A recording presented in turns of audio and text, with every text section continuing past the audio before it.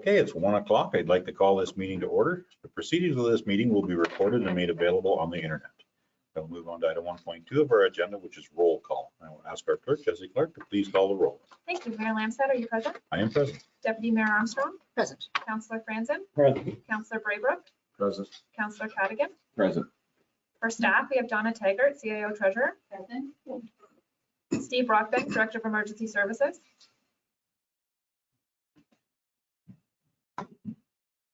He's there. Evan Grieger, Director of Public Works. Present.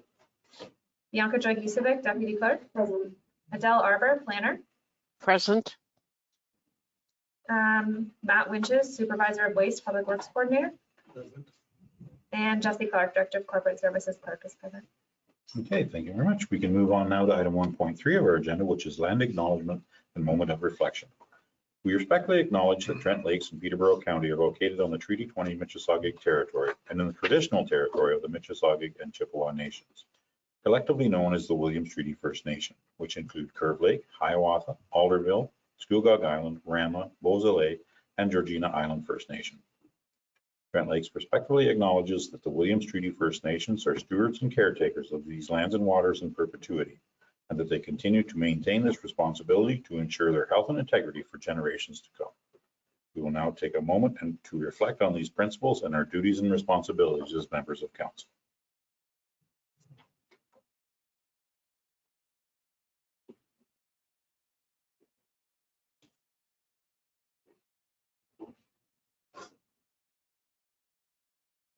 Thank you, everyone. We can move on now to item 2 of our agenda, which is disclosure of pecuniary interest. If any member of council has a pecuniary interest on an item on the agenda, please disclose it now or anytime during the meeting prior to discussing anything you have an interest in. Seeing no hands, we can move on to item 3 of our agenda, which is the approval of the agenda as circulated. I would entertain a motion for same. See Councillor Franzen for a mover and Councillor Cadigan for a seconder. Any conversation about the agenda? Seeing none, I will call for the vote. All in favor? That motion has carried. We can now move on to item 4 of our agenda, which is the adoption of the minutes. We have item 4.1, which is our special council meeting, March 18th, item 4.2, which is our regular council meeting of March 18th, and our statutory public meeting of March 18th is item 4.3. Would anybody be prepared to make a motion? Deputy Mayor Armstrong for a mover. Motion to adopt all of them. Do I have a seconder for that motion? See Councillor Braybrook for a seconder. Any conversation about the minutes? Seeing none, I will call for the vote. All in favor?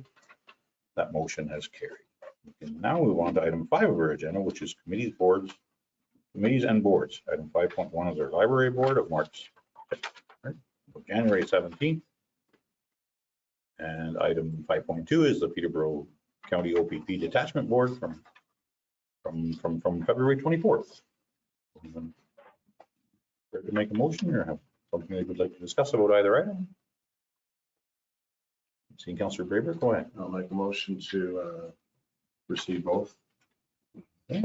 I get Councillor Cadigan for a seconder. Any further conversation? I'm seeing none. I will call for the vote. All in favor? That motion has carried. We can move on to item 5.3 of our agenda, which is liaison reports for council boards and committees. I'm not seeing anything there. I just have one little announcement to make that anyone that is present at this meeting for the public meeting, they have been rescheduled to the April 22nd meeting. So if anyone is here for the public part of this meeting, we are not having a public meeting today. Our apologies if we didn't get a hold of you prior. I think we tried. Okay, I'm seeing no one. We can move on now to item 6 of our agenda, which is our statutory public meeting pursuant to the Planning Act. We have none. Item 7, which is business arising from the statutory public meeting. We have none because we didn't have one. We move on to item 8 of our agenda, which is presentations. And item 8.1, Richard Sakinga, partner at Baker Tilly. Would you please come to the podium and do your presentation? You have 20 minutes. Thank you.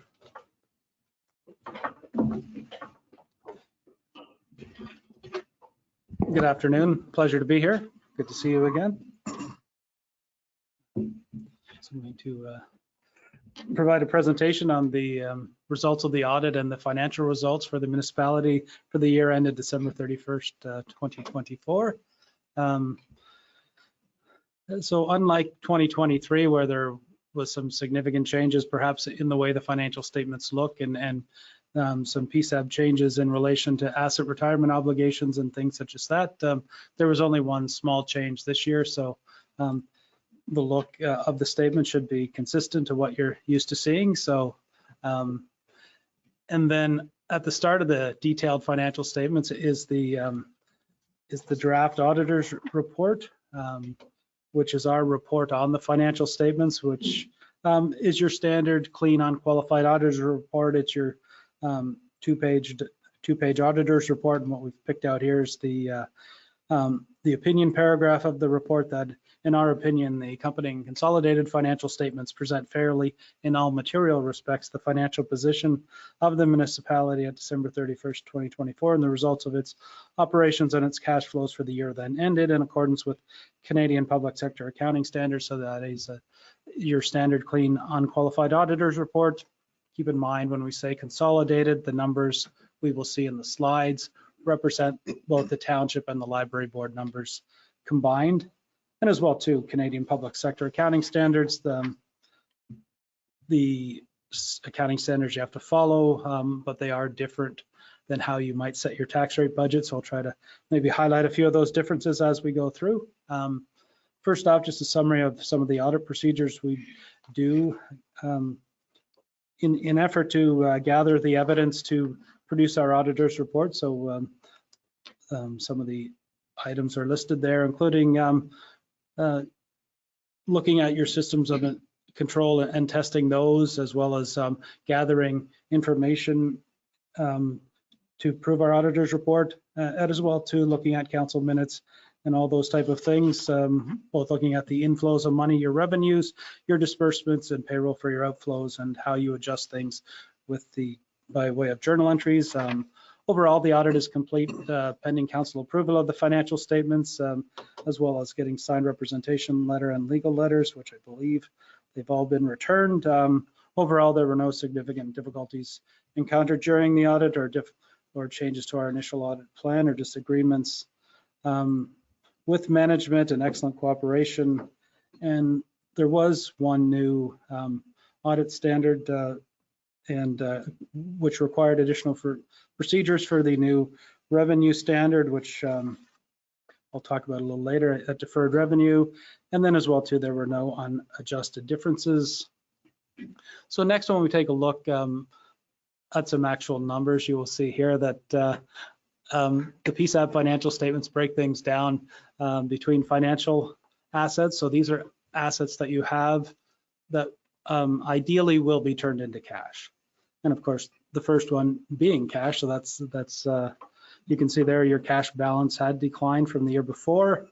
And of course, that is reflective of the capital activity that occurred within the municipality. And the majority of that, as we'll see a little later on, relates to the addition of the roads depot / dedicated mechanics building. That in total was almost $8 million. So that helps attribute to part of the decrease in your cash balance, slightly offset by the addition of your debt, as we'll see later. So those are the two major components affecting that line item. Not surprisingly, with all your capital work, you're owed more back in the way of HST receivables, which is why your accounts receivable went up year over year.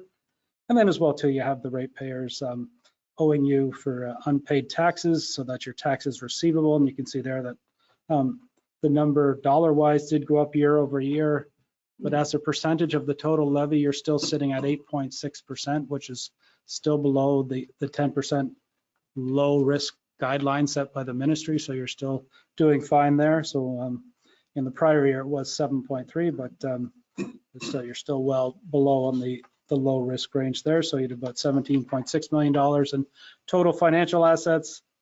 And then next you will see on the following slide, just the bar chart of that over the last 5 years. Next, we will come to who you owe money to. So these are your liabilities.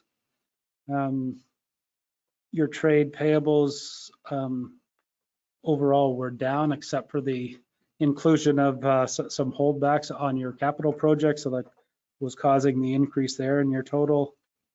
You can see there that on your deferred revenue obligatory reserve funds, you utilized your development charges during the year. That's caused a major reduction there. So for the construction of your capital. Next, we have the new line deferred revenue other. So this represents an estimate of the building permit fees that you've collected where you still need to do the work. Of course, when you get a building permit, you pay for it right up front.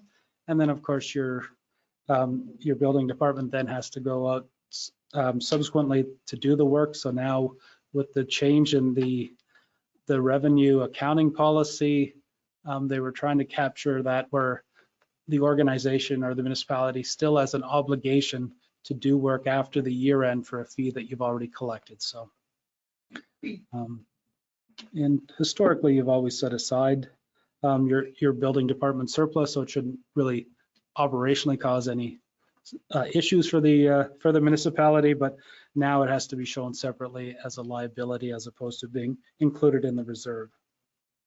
Next, you'll find a new line you've never had before, being your long-term debt. So you did borrow $3 million to help fund your capital during the year, and in February of 2025, that was converted into a 30-year debenture. So that is what the $3 million represents. Next, you have your asset retirement obligation, which in the past was your landfill liability, and that did just decrease as you're incurred some costs there to help reduce that liability. And then you have your employee future benefits, the actuarially determined amount for retiree benefits. So that's consistent with prior years as well. And then next, you will see there the 5-year chart on that. And then you will see there also the nice red bar jumping up this year being the debt. So next we come to your net financial assets. You can see there that with the large amount of construction and capital additions in 2024, that your actual net financial position did decrease to a little over $9.5 million.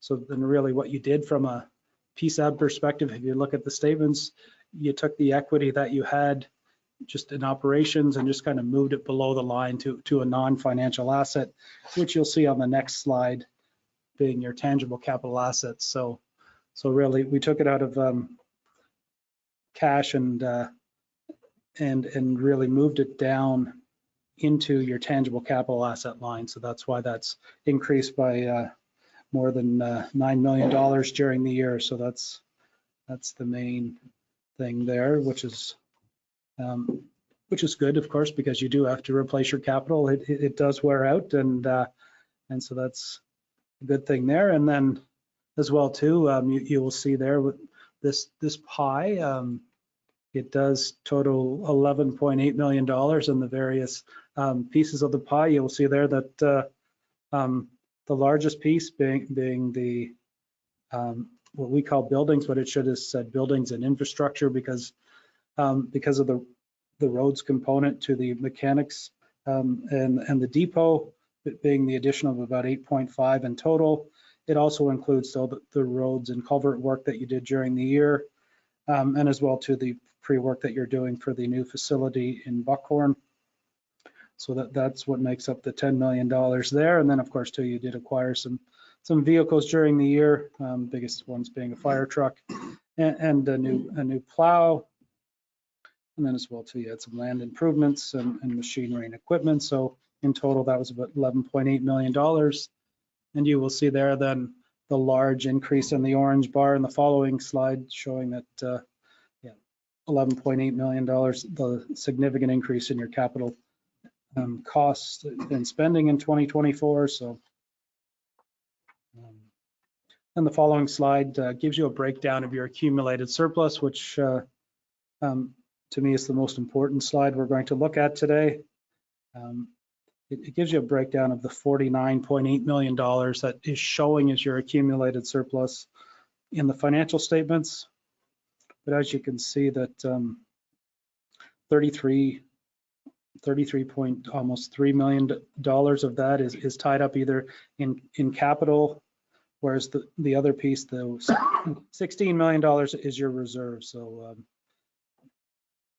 it's which explains why you don't have $50 million in the bank, because of course you got most of it tied up in facilities like this or the new depot. So that's the reason there. So it's your reserves and reserve funds that you have moving forward that you can utilize to help you replace your capital. And I think as you and most municipalities are finding, it is kind of quite expensive to replace your capital. So it's good that you are doing some replacements and improvements going forward, and you do have the reserves there to in combination with debt to help you through that, to get you through just on your core assets and services. Next, you'll just see the five-year trend on your reserves and reserve funds. And then next we come to the summary of your consolidated statement of operations presented on a PSAB basis. And this is presented to show you that although you're showing a PSAB annual surplus, the third line down, which under the Municipal Act, you're not supposed to be budgeting for a surplus. When you take a look at the reconciling items below, they're the PSAB adjustments, so that you can see that it does come down to zero, and the fact that you transfer all your reserves, any surplus to reserves, that all three columns do come down to zero with the transfer to reserves. So keep in mind, under PSAB, the years where you have capital funding, such as either grants, the use of development charges, or federal gas tax or parkland fees that you've collected, that revenue will come in the year that you did the work. But since you're going to capitalize the asset and then depreciate it over the years, the expense will hit evenly over the next 20, 30, 40 years, the life of the building. So in the years where you buy capital and have specific funding for it, you should always expect to see a PSAB annual surplus, and then it should revert back maybe in years where you don't have capital additions, so that amortization would be higher than that. So, and then on the following slide, you'll see the revenues versus expenses over the last 5 years on a PSAB basis, and you are higher in all of those years, so which is good, so that you can have resources set aside to move forward. Overall, on the next slide, you'll see there that your revenues came in slightly higher than budget. There's some individual line item changes with investment income coming in higher than expected.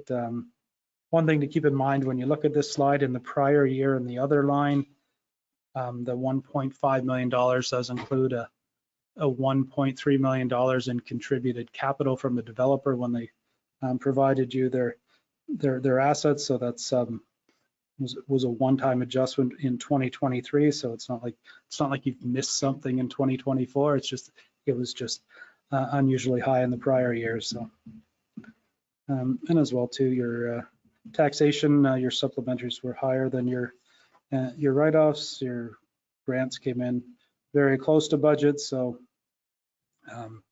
and of course too, your development charges, there was a component within there that for the construction that you did, that in future years, as you collect for the roads component in your development charges, it'll be going to reduce the unfinanced capital that your treasurer, I believe, will be speaking to in her report. So yeah. Next, you'll see the summary of the just the pie chart of that, of your revenues, property taxation being the largest component.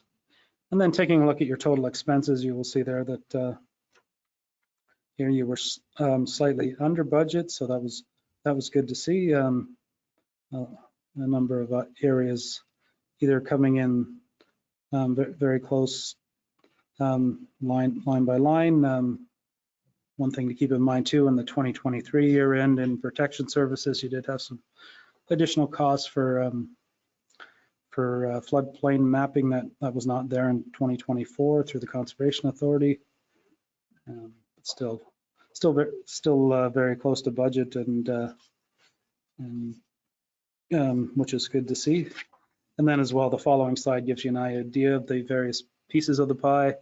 And transportation and protection services are the largest components there. And keep in mind the OPP costs are also within the protection piece of the pie. And then when we take a look at the expenses in a different format, just versus the type of expenses, you will see there that there were some lower amounts within your salaries and benefits compared to budget. And then as well too, it does show you that you did have a loss on disposal of some roads related tangible capital asset items. And when you take a look at the external transfers 24 versus the prior year, you will see the impact of the floodplain mapping costs within that area there. So yeah, so then in total, as like most municipalities, you provide your services with your staff. So that's why that is historically been the largest piece of the largest share of your budget. So on a lower tier basis. So, and that is a summary of where things ended up at the end of 2024. Well, thank you very much, Richard Sakinga. Does anyone on council have any questions of Richard? Deputy Mayor Armstrong, go I ahead. know you're waiting to come to I last. was just giving everyone else a chance as well. Yeah, very cute. Thank you, Valencia. And thanks, Richard, for this. I have two questions. One was on, first of all, before I ask any questions, I want to acknowledge and recognize our treasurer, Donna Teggart, because I think these results just exemplify what excellent financial management and controls we have in this municipality. We are far better shape than many municipalities and are, I think in a good position going forward for many of the investments we need to make. So a big thank you to our I'm treasurer. going to clap to Donna and her staff Yes, thank you. and your staff. I mean, it's a team effort, and all of our staff, as you can see, put reasonable budgets in that we know we can cover. So thank you for that, Eric. Sorry. No, not at all. Thank you for adding to it. So my questions are on your slide 13, the library reserve. I know we ran a surplus this year because of some slippage in wages and other purchases. And the surplus is around 30,000. So when does that get reflected in the reserves for the library? Okay. There were some late accruals that were put through that helped utilize some of that so that in future years, some of those other costs were covered. So we really only do have $6,000 in reserves. Yeah. Okay. Yeah.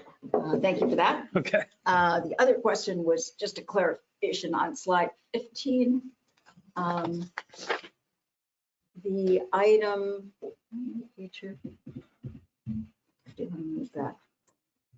principal repayments of internal debt. Can you explain what that is, please? So in the past, you had borrowed from your reserves to fund a capital project, and then in each year's budget, you would pay that reserve or those reserves back. So it's just like now when you're paying back the $3 million that you borrowed, it's just that instead of going to the province on the line item you're asking, it just went from the budget into your reserves. So, yeah. Great. Thank you very much. That's That was perfect. I think that's what we did with our Big Beautiful and across the way there. That's right, yes. Okay, any other questions? I'm seeing none. I want to thank you, Richard, for your presentation, and I would entertain a motion to this. So, yeah, okay, yeah, I think there's a, is there a, no? Okay. There is a motion in the agenda, if anyone would like to make a motion. Go ahead, Councilor Gadian. Motion to receive the presentation by Richard Stiganga and the council approve the 2024 financial statements and council authorize mayor CAO to execute the management report. Do I have a seconder for that motion? Deputy Mayor Armstrong for a seconder. Any further conversation about that report? I'm Seeing none, I will call for the vote. All in favor? That motion is carried. Thank you very much, Richard. Thank you very much to our staff. Okay. We can move on to item 9 of our agenda, which is delegations, and item 9.1 is Janet Clarkson regarding our new food pantry proposal. Please come to the podium and have your delegation. You have 10 minutes. Well, thank you very much, everyone, and good, lovely snowy day again. After this presentation here, I think what I'm looking for is peanuts. You might as well send me right out the door. I think at the last meeting, you got a pretty good breakdown of the new presentation. The fact that instead of doing a lot of renovation on that existing building, we're looking at putting a stand-up, which will be somewhere around 8 by 10. No ramps required, no entrance into the building required. The only thing that it requires is hydro. So we have people on site who will build this building. We have donations as far as refrigeration and that kind of thing. I think what we need from council now is a recognition and a motion to move this project forward. I think it's been kicked around the can long enough that I think everybody understands what it is that we're looking for. I think when we started, I don't think anybody ever realized what we're actually going to be looking at economically going down the line as to what it was a month and a half ago. So a month and a half ago, we had a huge demand for this type of thing. This demand has gone up exponentially and is going to continue to do so. We're not seeing the end of this thing at any time forward. I don't have a lot more information to give to you today in terms of how the food's going to get there, because there's no point in setting up a whole lot of more trails if the recognition from council isn't to let this project go forward. I've spoken to several members at the community center. They said they're done with it now. It's up to council. So my request here today is to say to council, where do you sit on this? I've got people ready to go ahead and do something a lot more specific for you in terms of the building, and we're not looking for costing here. But as we spoke before, we are looking for people to make sure that the snow removal stays and that the garbage gets picked up. That's basically the 2 items that we need from council at this point. Of the ones that we looked at, and I think the mayor was going to go and look also. Yep. Do you want to comment on that, Terry? No, I just think that the one in, I think it's Aurelia, it's actually built on a skid. You can actually pick it up and just move it wherever you want to. So I think it's pretty portable. Kind of an interesting idea. And they're very small structures. These are not big sheds or buildings. These are very, very tiny little, easily accessed. I think you have some Portable. pictures that can go. Yeah, there is right? pictures on the agenda. Well, it shows the skid action. It's an interesting, very, very tiny, very important thing. Any other questions or comments? Or continue with your presentation? Well, I think the nice thing about them, there's no ramps required. They're ground level. So a person in a wheelchair or whatever, you can wheel up to it, open the doors, get what you want, move on. The one that we really liked, I think it was in Aurelia, but they actually had 2 sections to it. They had the middle section that had the refrigerator and whatever, but then on the end of it, they had an open cupboard and it had all of the dry goods. And then there was a small one on the right-hand side that had cleaning stuff, anything that the people would need to look after it. So it saved you having an area that was more heated. And so it sort of gave it a more dual, but all of that is sort of, that's the fine tuning at the end of the day. For it to sit at the end of where the warming room is now, it's got really good access. It's where people normally park if they're going to be doing something in the rink. So it's not going to jut out and cause a problem. Anyway, I'm interested to hear what council has to say in terms of me being able to go back and start to do the legwork to come with a definite plan as this, and this.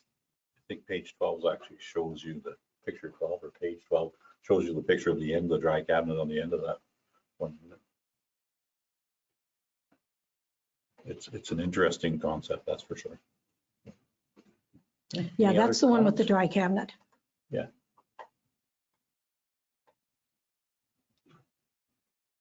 Okay, does any members of council have any comments or questions of Janet? Deputy Mayor Armstrong, go Yeah, ahead. thanks very much. And thanks, Janet. I really support the idea of having a food pantry, but I'm a little confused. There may have been some conversations, but I don't see a proposal in front of us. I see some comments about the setup in Aurelia and other places, but I don't see a proposal in terms of what it is you want us to approve. You're going to have and getting details on. And a couple of things that may still be outstanding, whether or not have to reopen or amend the lease with the BCC, may still be outstanding. And if it is a food premise, my understanding from the report last time was that triggers a Peterborough public health requirement. So without seeing a tangible proposal and how it addresses the issues that were brought up in the staff report last time, I don't know what I'm supporting. Okay. Did you want to answer that? Well, I guess my answer to that is all of the things that you're talking about are things that will fall into place. The community center had the first round, and from my understanding with them now, they've dropped their objections to it. The lease is something that we can't do. That lease is something that the township has to do. We don't hold the lease. That's in your bailiwick. The specifics about the building and what has to be done as far as the health control is concerned, that takes place once the object is approved. Like once you give me the go ahead to do this, then all of these other things fall into place. But I can't go to the county city health unit or anybody else unless the township has made a proposal to make this thing happen. So we're looking at a horse and a carriage. Who's pulling who here? But at the end of the day, you guys are the horses. We're the carriages. So we've got a proposal, which is a food pantry. You are the people who say, yes, it's a good idea. We will help you put these things in place. None of these things that you've mentioned, I can do. So going to Peter looked after going to the community center. The township has to look after the lease. I have spoken to the Court of Food Handling. They're not willing to look after anything to do with the pantry at this point because they have no pantries. Every food distribution that they do is done on a registration list. So if you want to get food from a food bank, you have to be on a registration. All of these other areas are not operated like that. Peterborough County so far does not embrace this. It's a new concept for them. So that part of it isn't, it's not a problem unless we needed to have them, and we don't. Because when I went in there, over 50% of their space is just like shelves and shelves and shelves of product that we can go in and help ourselves at any time. We do not have to be a member from them. And a lot of that product comes from Quaker Oats. So this is not junk food. This is something that we can subsidize. So the food is going to be donated. It will come from grocery stores. It will come from people. But that's all part of the process once the idea of a food pantry has been embraced by the township. I don't know what else I can say because everything else is out of my control. And that's why I think that the idea is you support this in principle. This is something that I think our community would use, and we can try this for a year and see how this works. I think you'd be surprised at how much this gets used. So for me, it's the idea of just doing it in principles. Go ahead. Yeah, thanks. I'm missing something. I completely support the idea. I think we need it. I think it fills a need, and I applaud you for bringing it forward. But I don't know any of the specifics. What is it? How big is it? What does it look like? Where would it be located? Who would supply it? Who would manage it? Yada, yada, yada. If it's just the idea, I don't think we're in the business of supporting ideas because anybody could come forward with an idea. But there it is. The devil is in the details of the implementation. So I'm just not seeing enough here. Okay. To support There's a it other detail, 8 by 10. Mhm. Sits at the end of the warming room. Okay, Okay, there's 2 of your questions answered. okay, Administered by the Lions. Okay. Supported by the municipality. Okay, there's 3 questions. What was the 4th one? no, I think that's good. I The was details, yeah, expecting to there's- see that kind of in writing, so we knew what it was that we were. But anyway, okay, then you have answered many of my questions. Thank you. Any other questions? Is anyone, go ahead, Councillor Braver. Thank you to Mayor Lamb. I support the idea, and I echo Deputy Mayor Armstrong's comments to a point. I think for me, when I'm looking at this, I know what you're saying, Janet, as far as the concepts and ideas and that sort of thing. And I know the last staff report that came forward, it addressed several points. Peterborough Public Health, feedback from Kawartha, Food Share, Trent Lakes Outreach, and that sort of thing. And what I saw from both those comments, they both, in essence, identified a need for this. So that's in part why I support it and that sort of thing. And it is going to be a pilot. Let's see how it goes. And what I like is the portability, as Mayor Lamb mentioned, the portability of that. If it were to take off and that can be just transported to different locations. And obviously, in the coordination with our staff and our building department and that sort of thing. So what I was sort of looking for was a decision on which one you wanted to go with. I know you mentioned that there's some people that are willing to build it. I think the next step is deciding on which model you're going to go with, coordinate with staff as far as Parks and Rec location and our building department as far as the logistics of hooking it up and the design of it. Because if it's going to be built, it would be nice to have feedback from potentially Peterborough Public Health and or our staff in the building department so that you could build in the efficiencies that would cover off a lot of the Peterborough Public Health, as opposed to building the shell and then bringing Peterborough Public Health in saying, well, you're going to have to, rejig that, you're going to have to move that there. So it would be nice to have a sort of a design. This is a design and then build. It would be nice to have the design that could cover off a lot of the potential issues that Peterborough Public Health and the building department would have. Okay, this is out of my bailiwick altogether. So when it comes to the build, when you're under so many square feet, when does the building department get involved in this and when do they not? How do you look at something like that? And then where do you go to get an approval on something like that? That's a shed with a fridge and a freezer in it. Like, how do we blow this thing up to where we're building something that's just beyond anything I can imagine?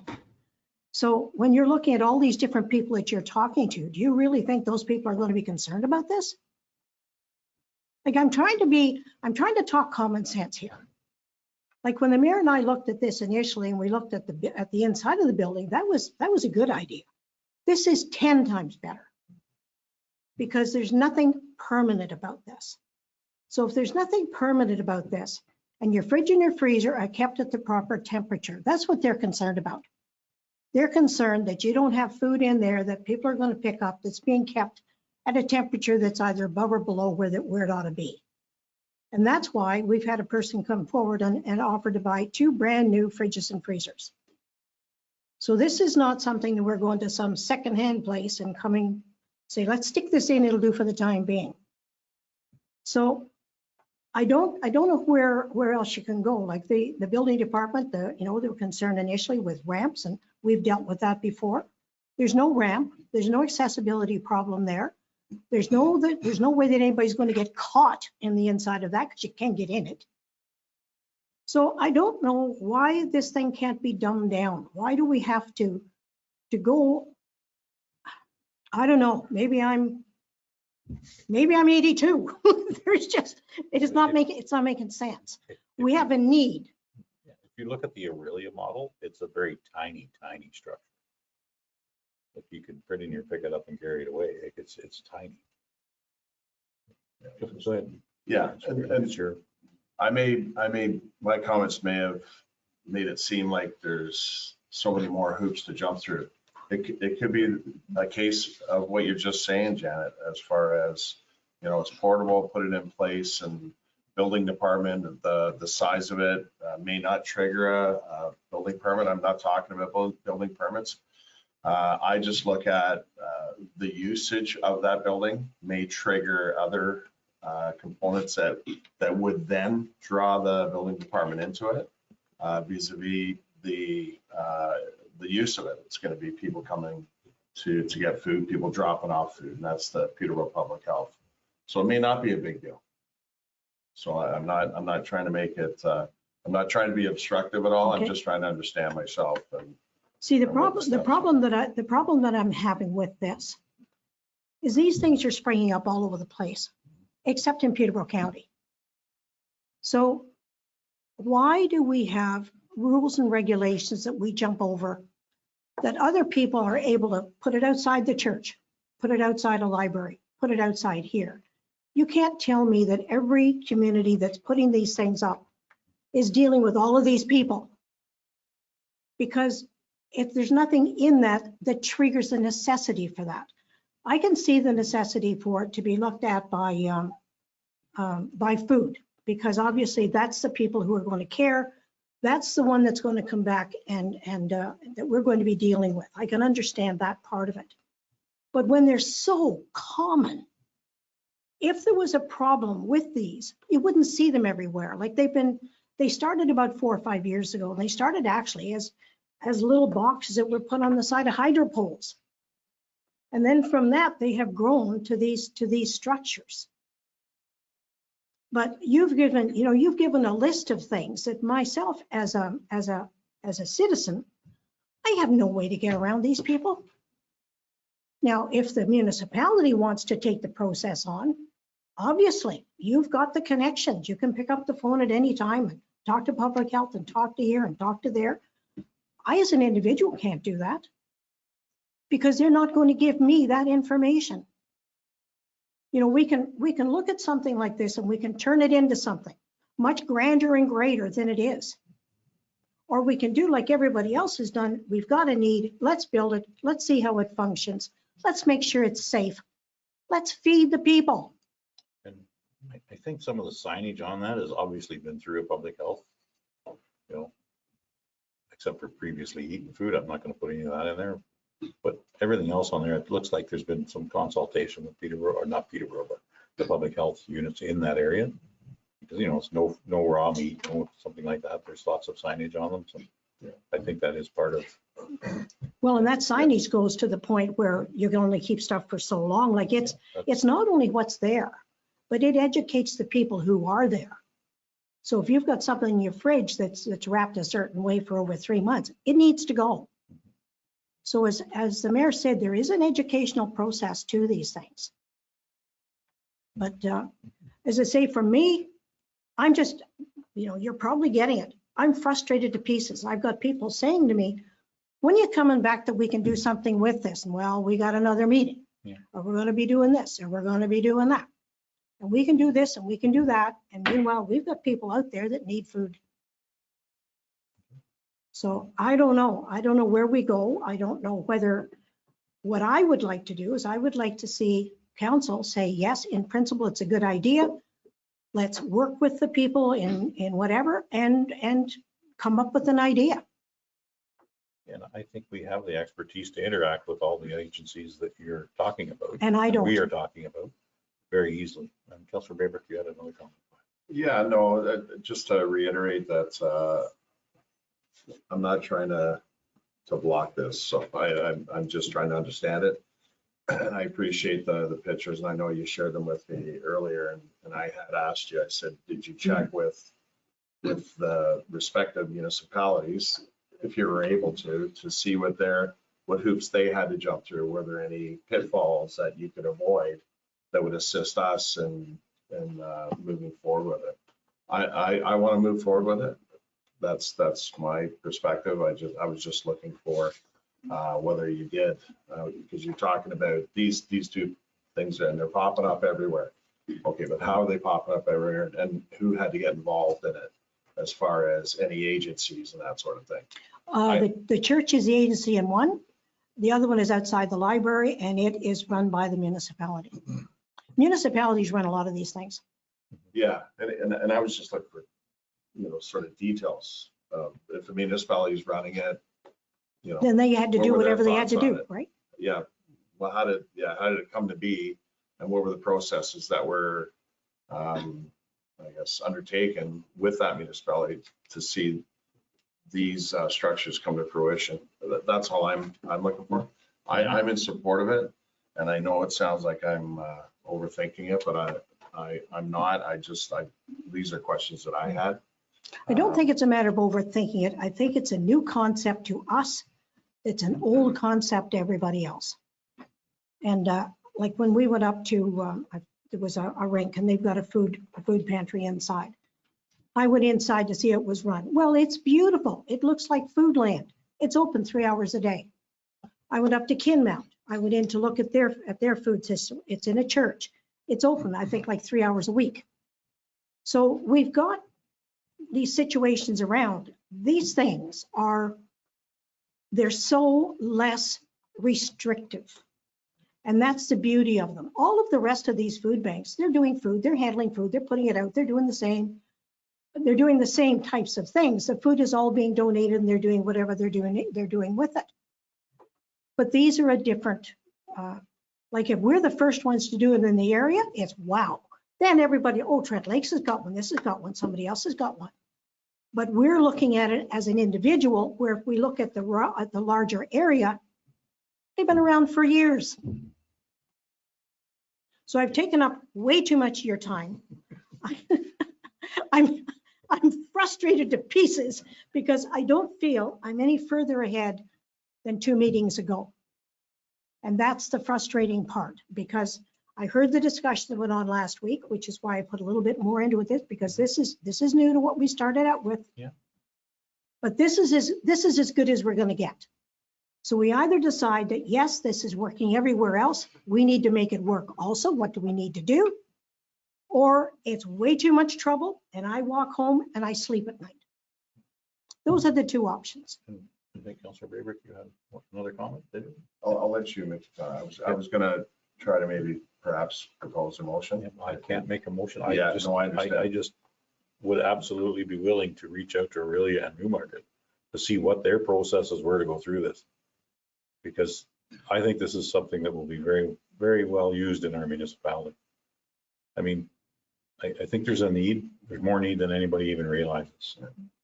Go ahead if you would like to. Yeah, so I don't know how I'm gonna craft this. I may need some help with fellow council members. I wanted to propose a motion to move this forward, as opposed to just saying, okay, well, let's put it back to staff to do some research with Aurelia and the other municipality. I would like to propose a motion to move this initiative forward. Consult with staff, the Lions Club, consult with staff as far as a decision on which design you're going to go with. In consultation, when I say staff, the building department, Parks and Rec, and these are all just check marks to see what they require. And also that staff do reach out to or contact Aurelia. And what was the other location, Janet? Newmarket and Aurelia. Newmarket. Newmarket and Aurelia? Yeah, Newmarket. That staff. Newmarket's the good one. Okay. Reach out to Newmarket and Aurelia to see what their processes were and to I don't know whether we come back with a report as far as what the next steps are, but I would like to, if if the motion passes, I would like to see it, the coordination between the Lions Club and staff and work through, as opposed to just coming back with a report, work through all the points in the motion and try to address those points. And then if you do come back with a report, it's a finished report. It's fait accompli, right? You're ready to go. Here it is, the report.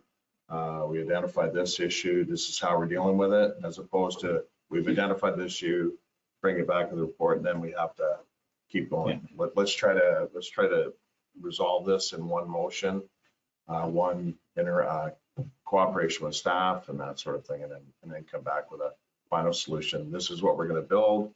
This is how the building department's going to interact, if at all. But I think they have to be involved because there's going to be electricity involved, regardless of the size of the unit. Does electricity have to be involved, or the building part with electricity?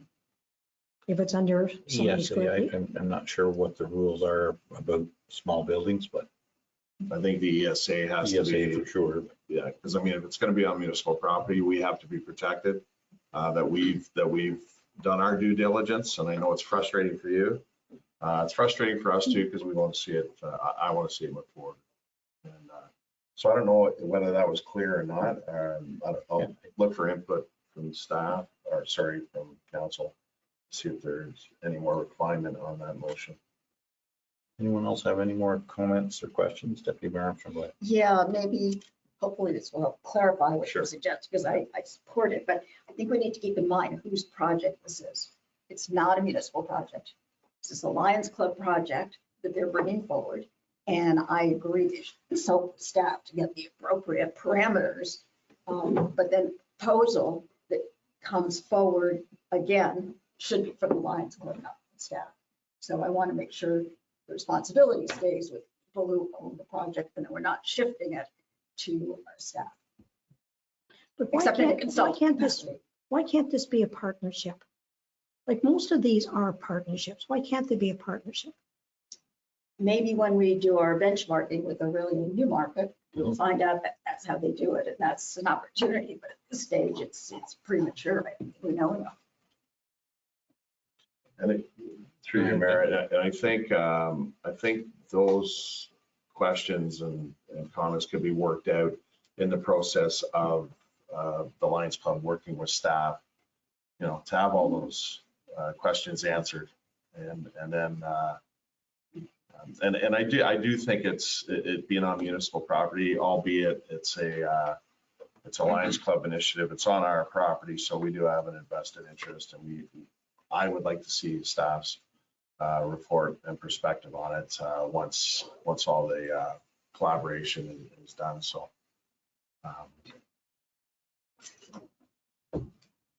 Just clear as mud to me. it clears mud to me as well. I think when we contact Aurelia and Newmarket, I think that our processes will be very simple and straightforward. And I think that's our next step. Just have a look at what they did. We're not reinventing the wheel here. They have some in place. They're working very well from every comment you hear from everybody. So I think it's, if we want to contact them, let's just do what they did. I don't think we need 7 more items that we don't know what we're doing. Let's look what they did and duplicate it. I think it's very simple. Just, they've done all the legwork for us. We don't need to have our staff go out and do a whole bunch more investigating reports. Just find out what Newmarket really did, and we're going to duplicate it and do this. That's right. That's simple as that. That's just, I think it can be that simple. How do I amend that motion to say all that?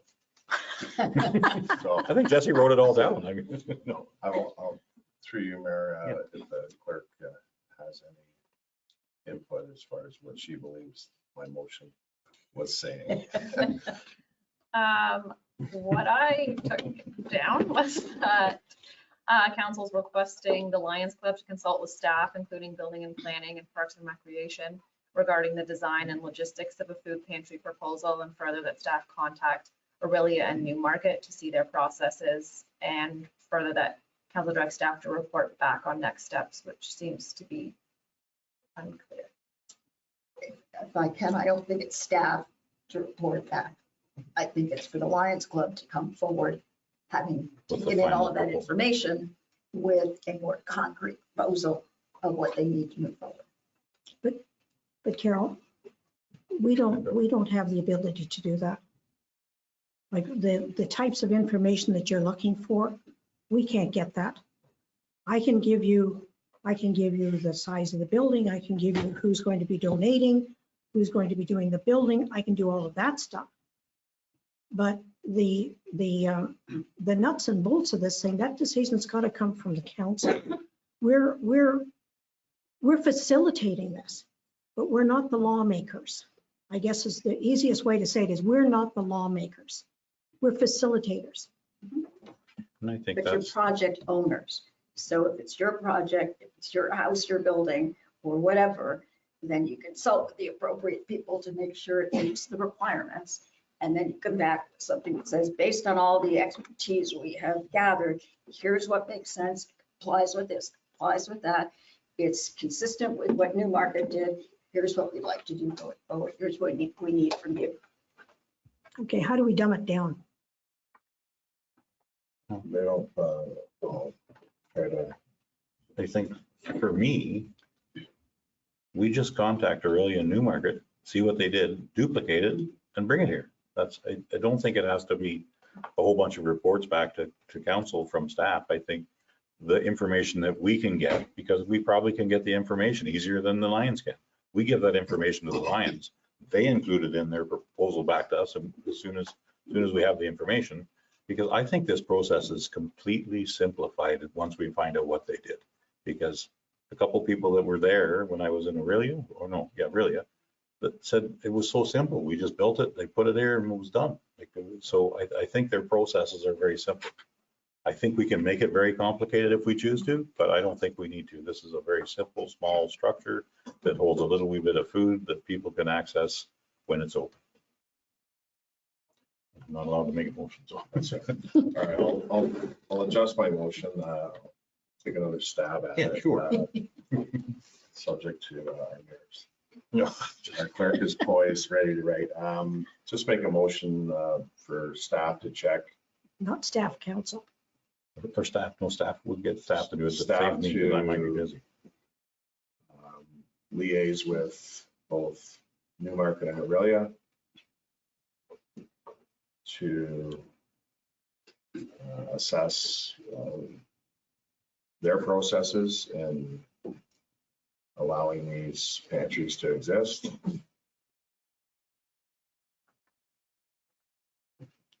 And to share the results with the Buckhorn Lions Club president, Janet Clarkson, or her designate.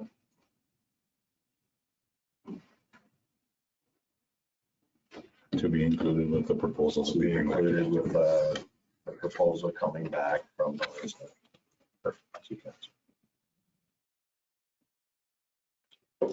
And meanwhile, the one thing that you do have to check for the sounds of thing is just to make sure that there's no objections to putting at the end of the warm room. Because if that goes, that's the number one thing you're going to have, because that's the right place for it. And there's hydro there. Just one more question that just popped into my head through you, Mayor. I know the BCC was willing to revisit the lease. So I don't know whether that's just an aside. They, I don't know whether we should be including that in consulting with the BCC to move that forward, to have that lease amended.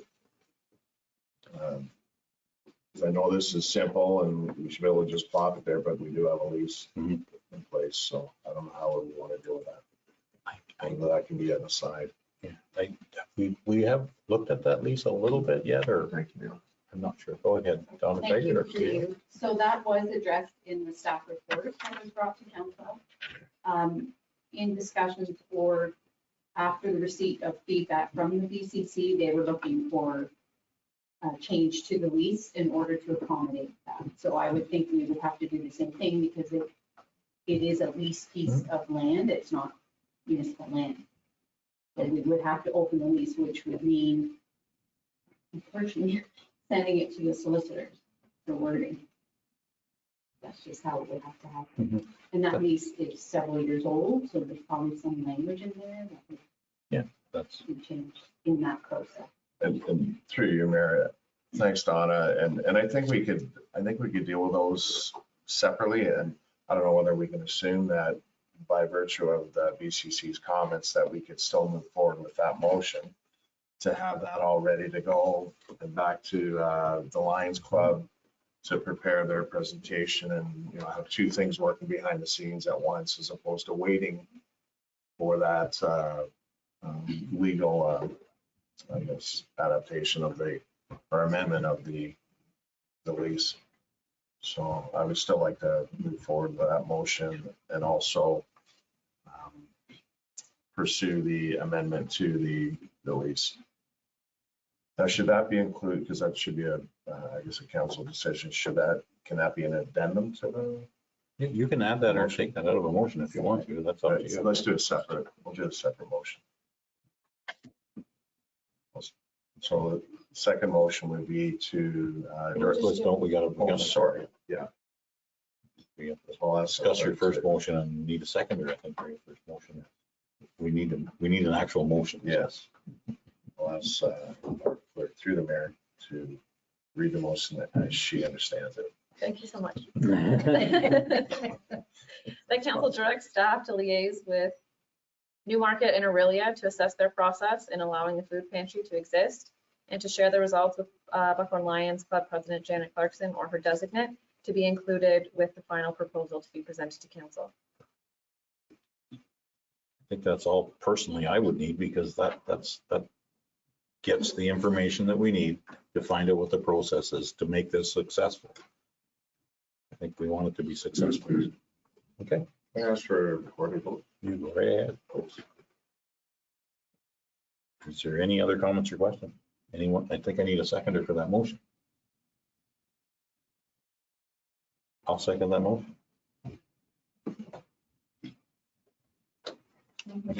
Yeah, I think any further comments? Go ahead, Councillor Cadigan, go ahead. Through you, Mayor, I like this new concept. I like the portability of it. I'm not sure the Buckhorn Community Center is the place for it. Partially because it's going to cost taxpayers something to go revisit, open up the lease and renegotiate the lease. I'm wondering where else it could go. So it's not so visible. It's a little more accessible without the traffic. That's the concern that I have, or a concern that I have. If you do, the other locations are very visible, High traffic. very visible, high traffic. I don't think that really has been an issue for either one of those. Okay. I mean, revisiting the lease, I have no issues with because I think we should anyway. This is like year 7 or so of that lease, or maybe 8. Yeah, so it's maybe even 9. So that's good comment. Yeah, Thank you, Marshall. Mayor, I would like to have Councilor Cadigan's question or comment addressed. Yes, yeah. I think it's a sure. valid question, and we should hear whether there are potential alternate sites. Yeah. So I'd like to keep that on the table and have some discussion around that. Go ahead. Go ahead, Jennifer. We have looked at additional sites for this over the years. This is not the first time this idea has come forward. There really isn't anything because in order for these things to work, they've got to be close to where the people are. The ideal one with this, the people, let's face it, the people that we're looking at the people on minimum wage. They're working in Peterborough, they're getting to Buckhorn, they're stopping to pick their kids up at school. That's the group of people we're looking for. The people who are retired and on ODSP and whatever, they can drive to a church here or drive somewhere else. But these things are in high traffic areas. And if you look at Buckhorn, like the place that we looked at one time before was the end of the library. Well, there's no place there for people to pull in. It was something you thought about at the time. But if you look at the visit, churches, most of these are This one's outside of a church. One of them is out, in fact, both of them, I think, are outside of churches. We don't have a church with that type of accessibility or parking. Like Buckhorn doesn't have parking for anything. So if we can't utilize that flow of traffic through there, which is hard for people to understand if they're not part of what that village is like. But 90% of the people pick their kids up there. The buses come in there, that's where they pick their kids up. So that's the, whether it's skating in the wintertime or ball in the summer or whatever, that's the area that the people next door, he's more than willing to look after opening it and closing it. If we decide we don't want 24 hours. These ones are all 24 hours. And you gotta remember, that's the most impacted person of the entire area, is the person that's willing to help. And he's right next door. Councilor Grayberg, can't remember your name. Thanks. Yeah, I agree with you, Janet, and my thoughts are too. I mean, some of these are donations from people. And if it is in a different location that's sort of out of the way and there's not high traffic, that may impact on them, bringing their donations. And as we've heard, I mean, the BCC, there's high traffic there. The rink, when it's operable, there's high traffic there. So I mean, it just makes sense for people. Well, we're going to the BCC anyway, so let's take that case of 24 with us, as opposed to saying, this is we're gonna have to drive to wherever it was, Lakers, Cavendish. It's just, I think it's the most viable location for it if it were to come to fruition. Councilor Cadia, go ahead. Through your mayor, was there any consideration to having it at the Buckhorn Medical Center? Oh, there's no space. Municipally owned property that has a parking lot. There's no space there. When they're in operation, they're full. Like you can't hardly get to, like the cars are, like it's full. The parking lot's not big enough as it is. It's a great idea, but it's just also not nearly as visible either. Okay, we're around the table a few times. Any more comments or questions before I'll pass this over to our clerk to call for the vote?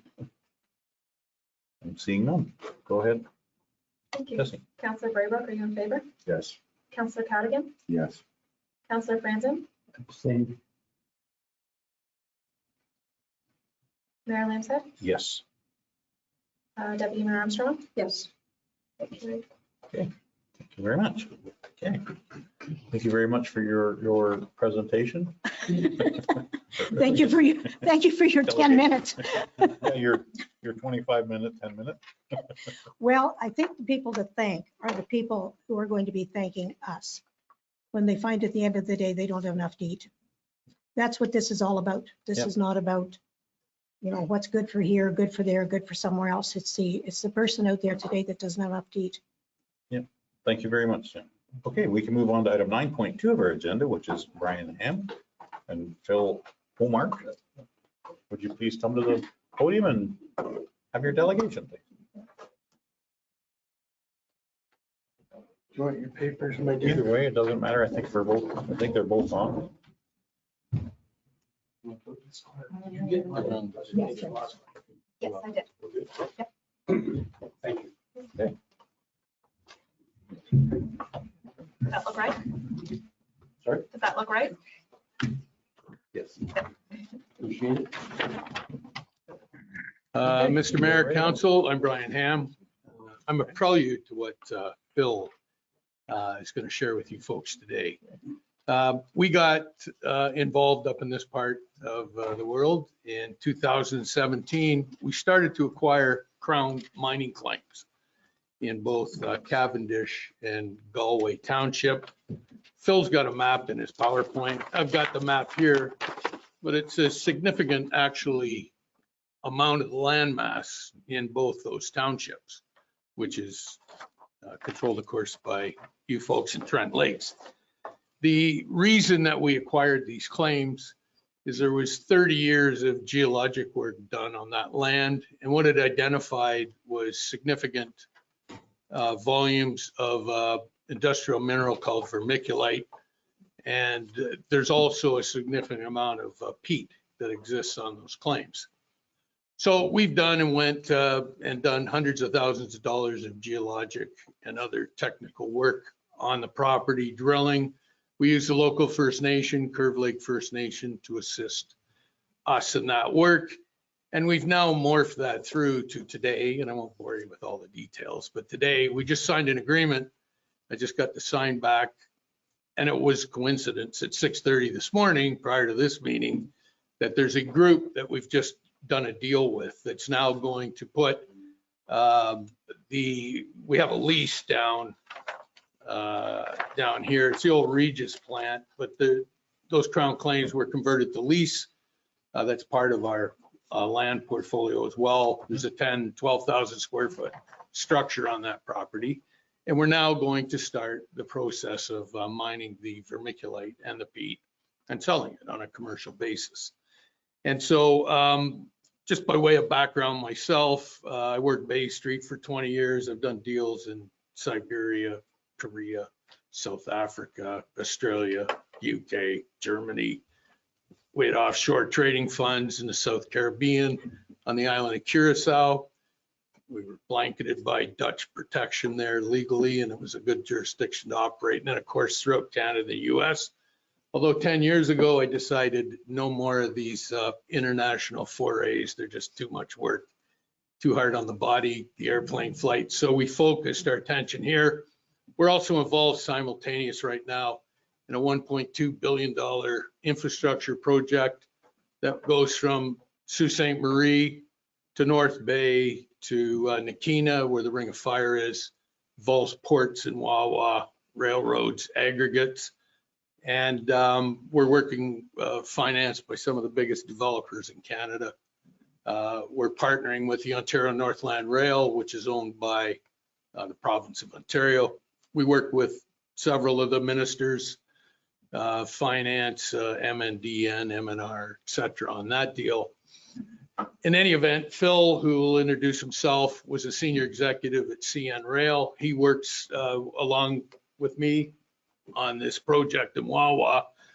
He hasn't been involved in our initiative here in Trent Lakes, but one of the things that has occurred to us as an opportunity, which is what Phil is going to address with you folks today, is beyond just, which is a criticism always of Canada.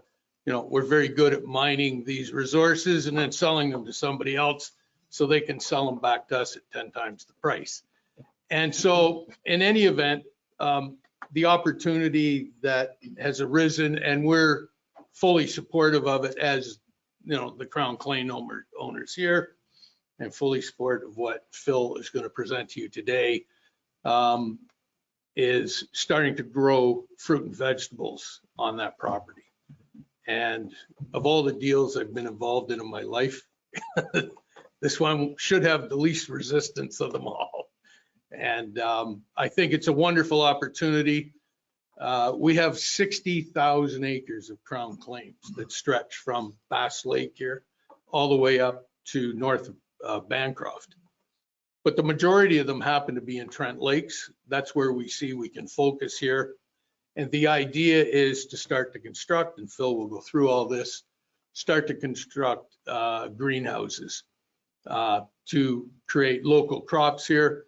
I think there's wonderful opportunities for Trent Lakes, for certainly the residents of Trent Lakes, particularly your retired community where there's many, many part-time jobs to supplement incomes, to give people, you know, I'm getting into that age myself, something to do, meet some friends during the day, or make some friends during the day.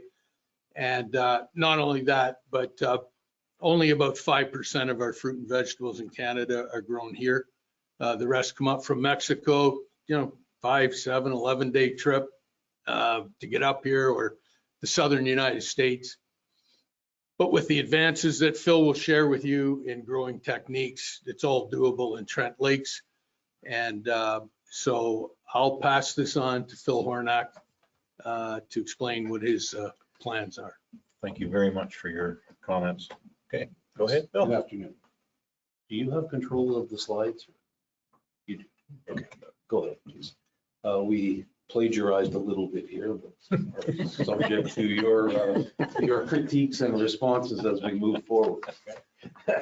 So none of this is, I should have a disclaimer here. I think you just did. So, believe it or not, Ontario is North America's largest producer of greenhouse products.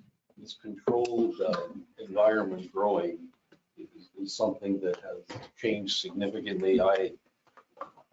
As Brian said, I worked for CN prior to and was involved in logistics supply chain activity across Canada, the US, and Mexico. So I was involved in this for the last 26, 27 years. Canada is the east coast of the US, highly dependent on California. Growing on California land continues to shrink every year by about 0.5 to 1% per acre. So it's going to go away. It's only a matter of time until it becomes critical. Many of these products, we are very dependent. As an example, walnuts are going to go the way of the dodo bird in California because they can't afford the water to grow them. So this technology comes with many, many benefits. One of them is that you can actually grow crops like this for using about 10% of the water you would typically use in a conventional farming. We in Ontario are lucky because of the type of lighting levels that we get across the 12 months.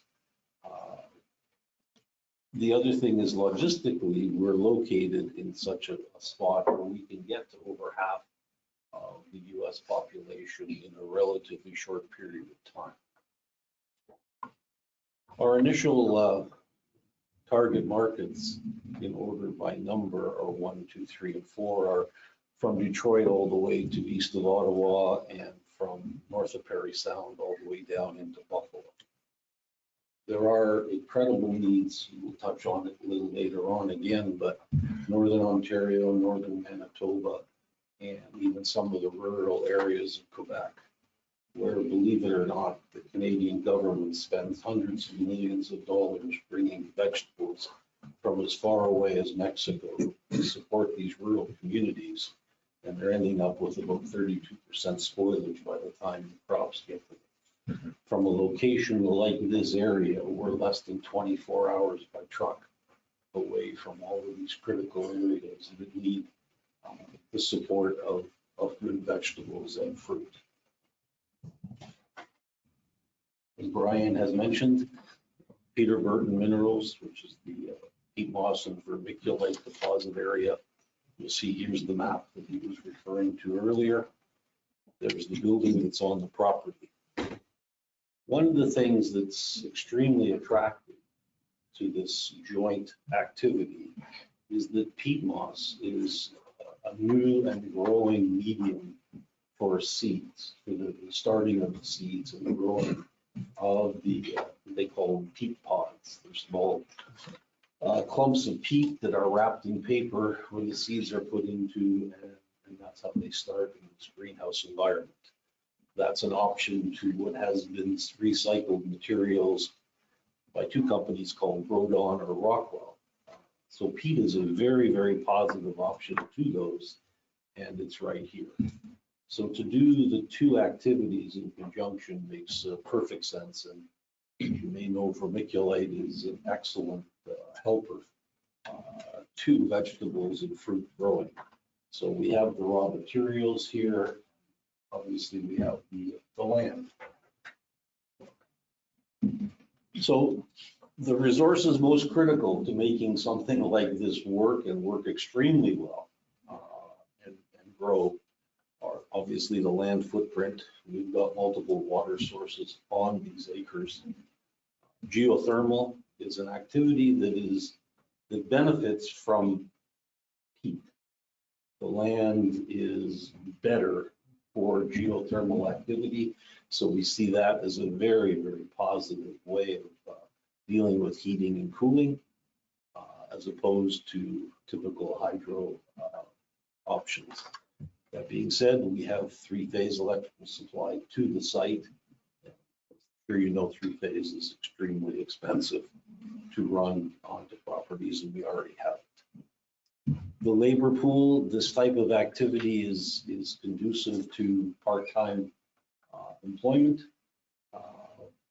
We think we're in an ideal situation for those type of resources based on the area. So it's a combination of full-time and part-time activity.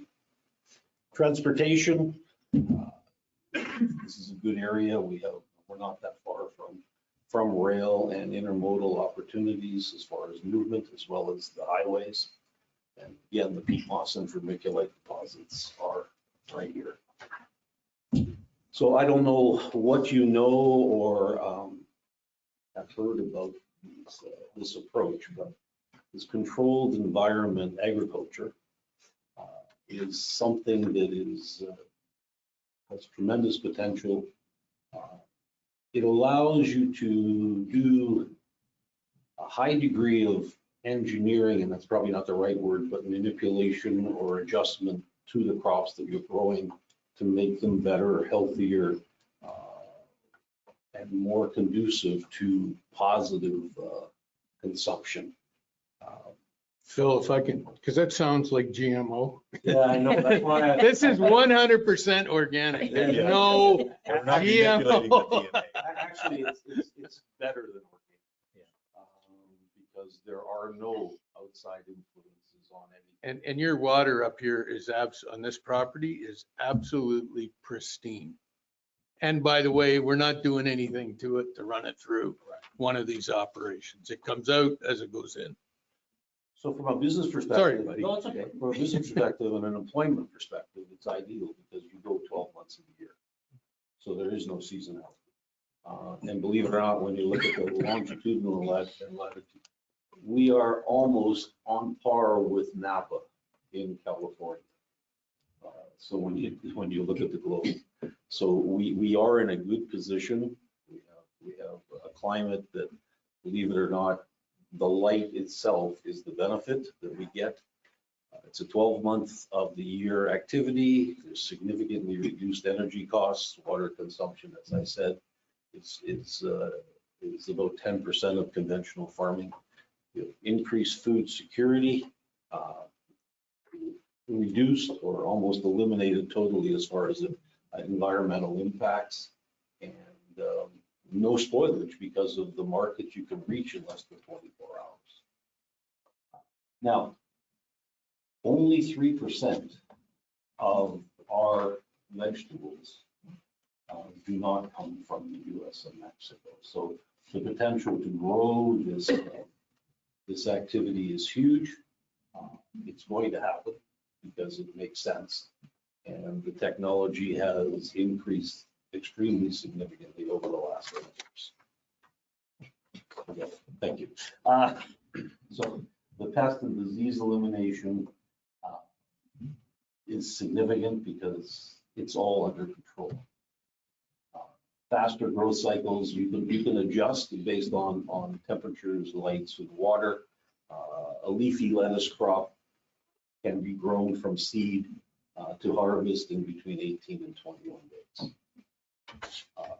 So you have the ability to bring more product to market, and it's all very positive that way.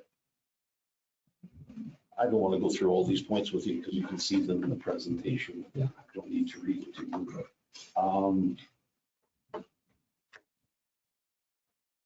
Let's go to the next one.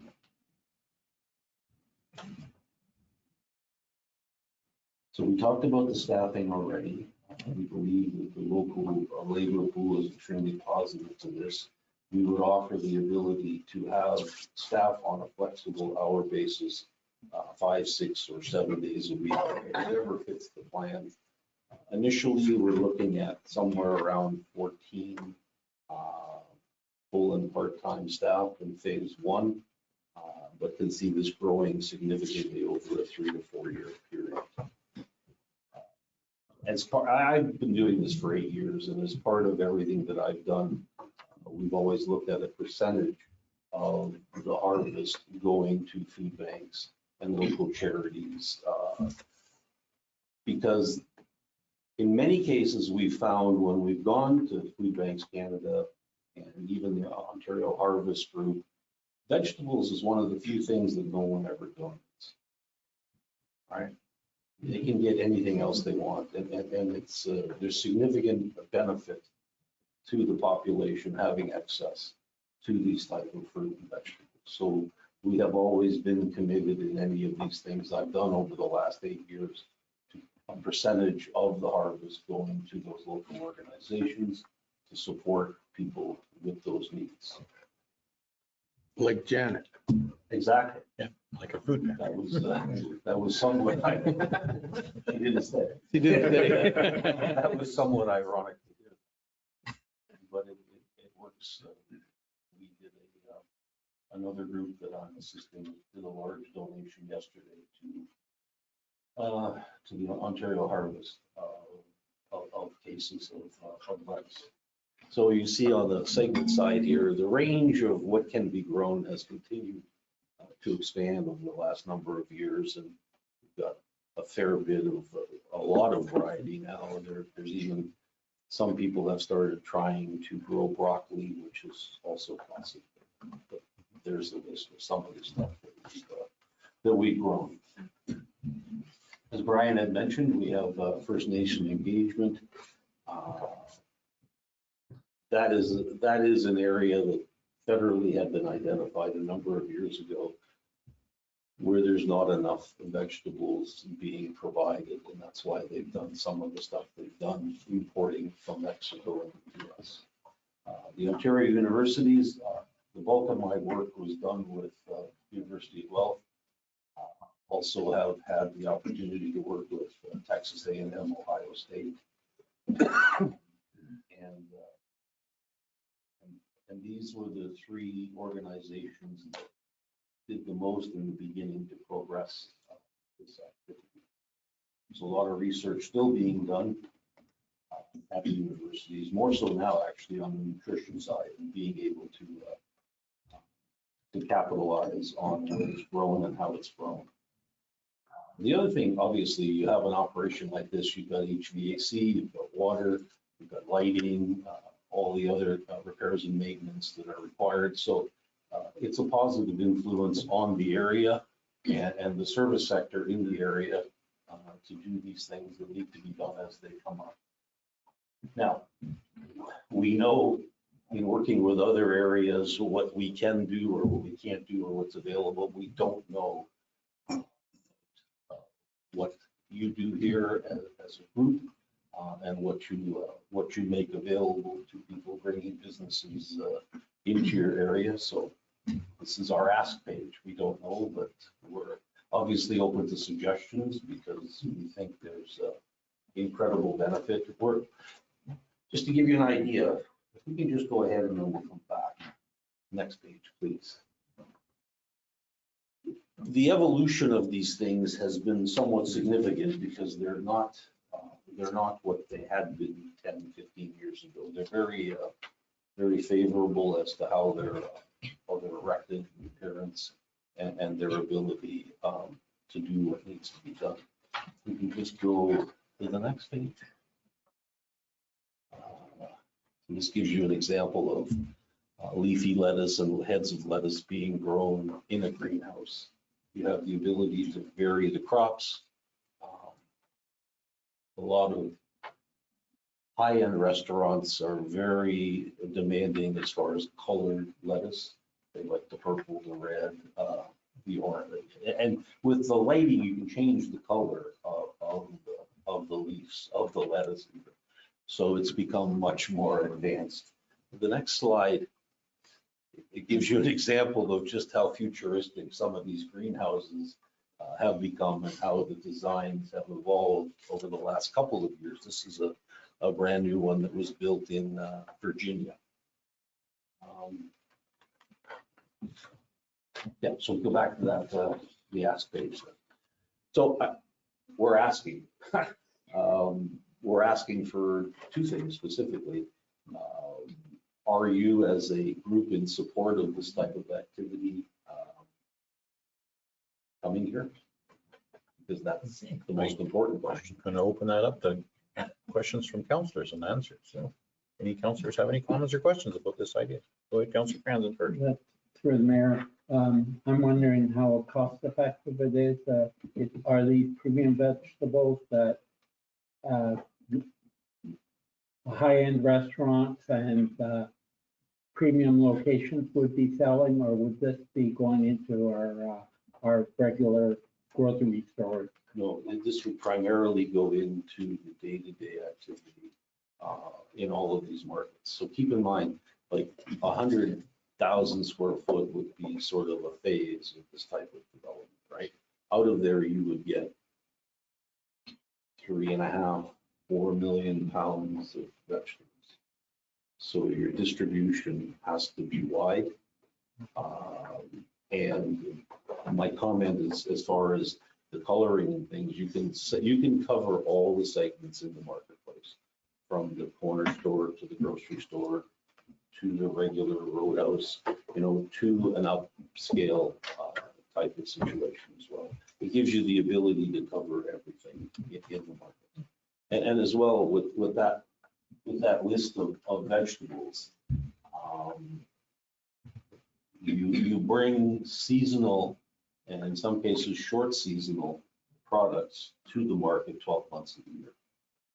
Like one of the first things I grew when I started this activity was peas. And I can't tell you how many restaurants started serving pea soup because the quality of the peas was as good as it was, and there was no seasonality to it, so they would serve it 12 months of the year. So you open up those type of opportunities as well. Follow-up question. Go ahead, Trent. Franz. Wondering what kind of response have you received from the provincial and federal government? So we've just broken, like we're just out there now.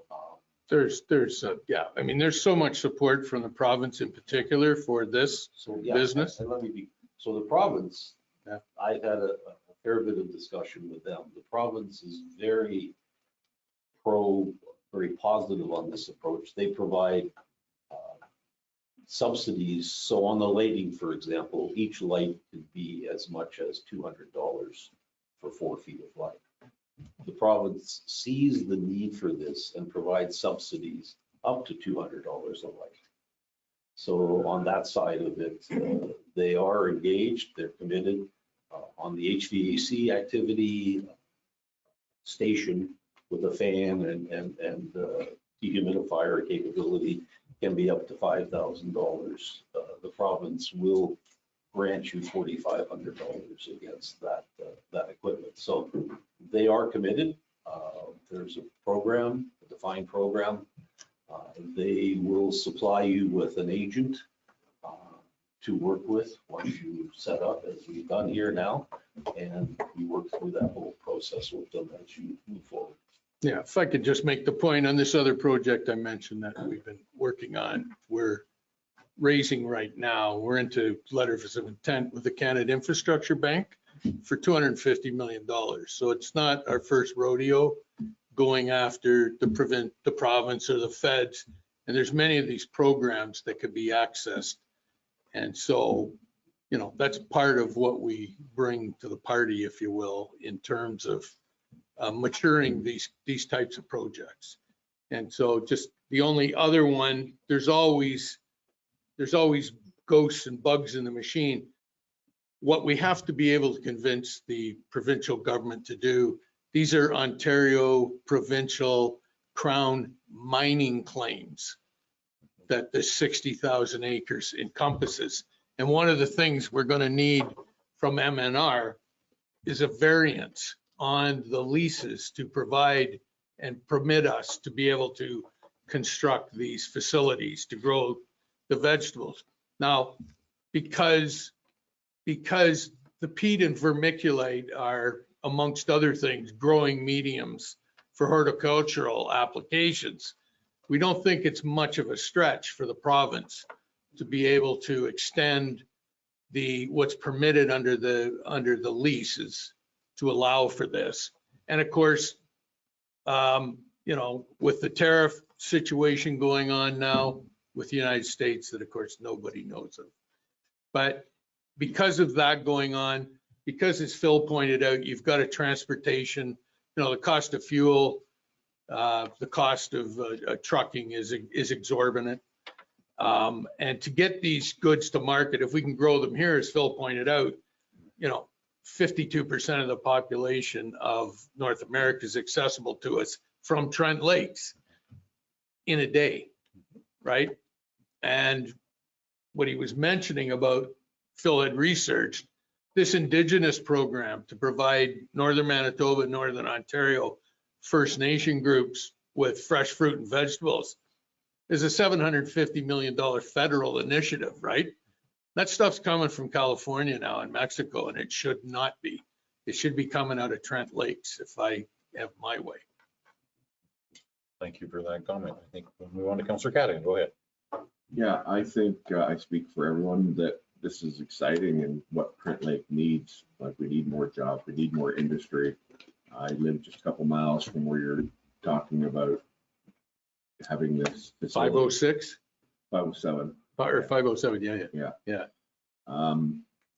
I have a couple questions though. How will the vermiculite be mined? Like, It's actually a wonderful thing, and the MNR loved it because when you're mining the peat and the vermiculite, I can throw them both together.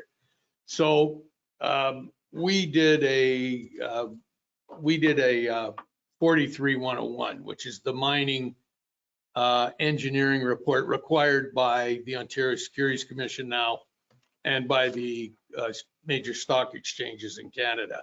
So this 43-101 report, we drilled some 10,000 holes into this permitted area near the plant at 2591 507 is where the plant is. So we drilled 10,000 holes. We did all the assaying work.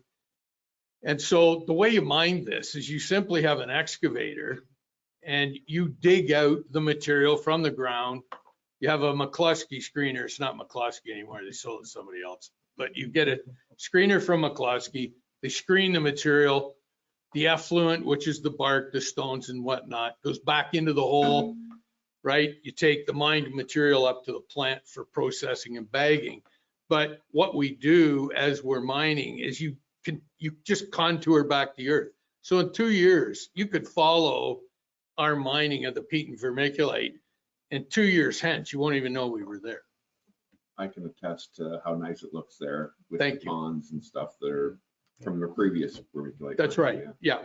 There is no degradation. In fact, if M&R, their comments to us were that the mining of the vermiculite and the vermiculite, they support, because you're clearing areas that are required by deer, because a lot of that area is fairly heavily treed.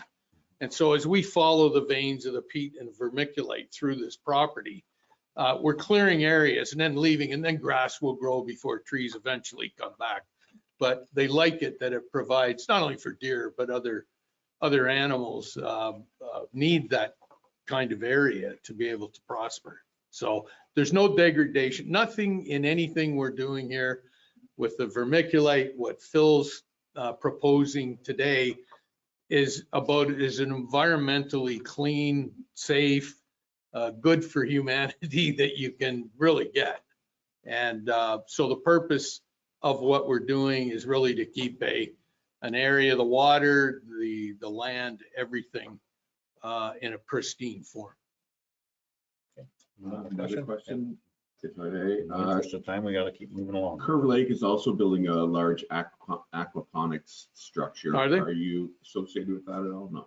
No, we are not. No. And we've got, I think we need to attend the jurisdiction in this area. I think there's six. There's six on whose territorial lands, and I believe it's Curve Lake's reserve lands that we encroach on. So we know there's 6 First Nations. We got all the approvals on the original leases. We had, First Nation buy-in, and of course, if we go ahead with this, we're going to have to convert probably another 2,000 to 3,000 acres of Crown claims to Crown leases. And that's really the process to get started with what Phil wants to do, other than this pre-engineering and lining up equipment and construction and whatnot. We need to get the Crown claims converted to Crown leases, which of course requires municipal buy-in. It requires First Nation buy-in, which we intend to, and then we've got to do our technical reports, which we're understand that and we're fully prepared to do it. Thank you. Okay. Yes, Any you're welcome. questions, Councillor Cadigan or Councillor Brady? Oh, you're done, right? That's it. No worries. Yes, thank you through you, Mayor. Thanks very much, Brian and Phil. I echo Councillor Cadigan's comments. It's exciting. And when I was campaigning, I was trying to get around to all the farms as well, and it's exactly what I was looking for was this type of operation. I do have a few questions, but in the interest of time, I'll reduce some. What financial benefit do you see this bringing to Trent Lakes other than 14 full-time, part-time in phase one, and then potentially more employment? What sort of financial benefit would you see coming to Trent Lakes? Okay, so, well, number one, I don't know how taxation works from Crown leases back to the municipality. We haven't done that work. So whatever accrues to you as a result of that activity. I think the local and regional benefit on your service industries, you've got trucking, as Phil said, you got HVAC, you got welders, you got construction jobs, which would be significant. You're building 100,000 square foot facilities. You got concrete, you got everything else that would be ancillary to that activity. And I think the big one is, and what we're most excited about, you have an older population here. That's what we want to work here. You take people that have had accountants, lawyers, whatever, postal workers, people that have years, decades of experience that can, that can double their OAS and their CPP working part-time 20 hours a week.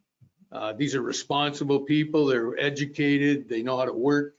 I think that for us, we're going to aggressively want to tap into that workforce. And of course, the young and everybody else that wants to play. But that elder workforce, I think, to offer them 20 hours a week, just part-time, it's not going to overtly affect their lifestyle necessarily.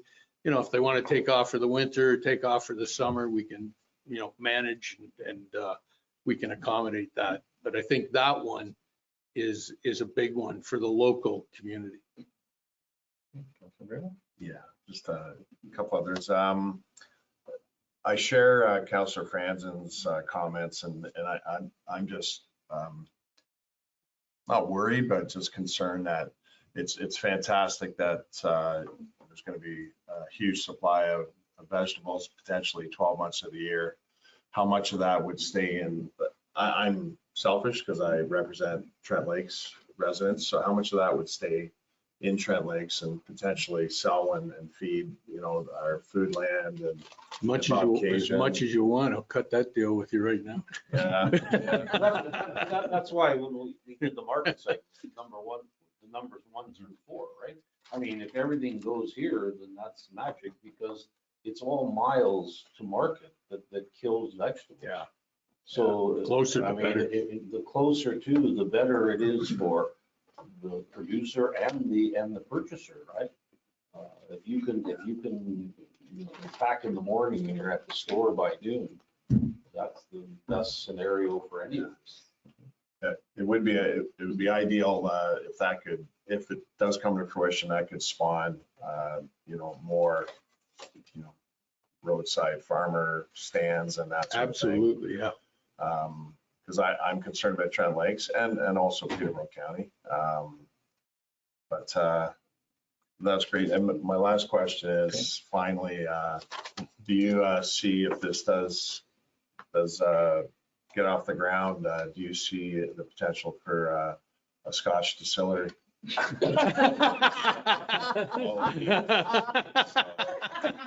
right, Canadian. That's right.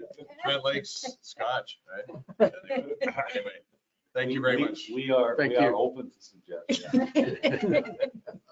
Being Scottish myself, so. Yeah. So if we could get back to you folks, we're doing a lot of work. Oh, I'm sorry. Questions? Yeah. We have a couple more questions. Yes, go Yeah, ahead. okay. I've got 4 quick questions, but Okay. first I want to say thank you. This is hugely exciting. We really appreciate you bringing the opportunity to us.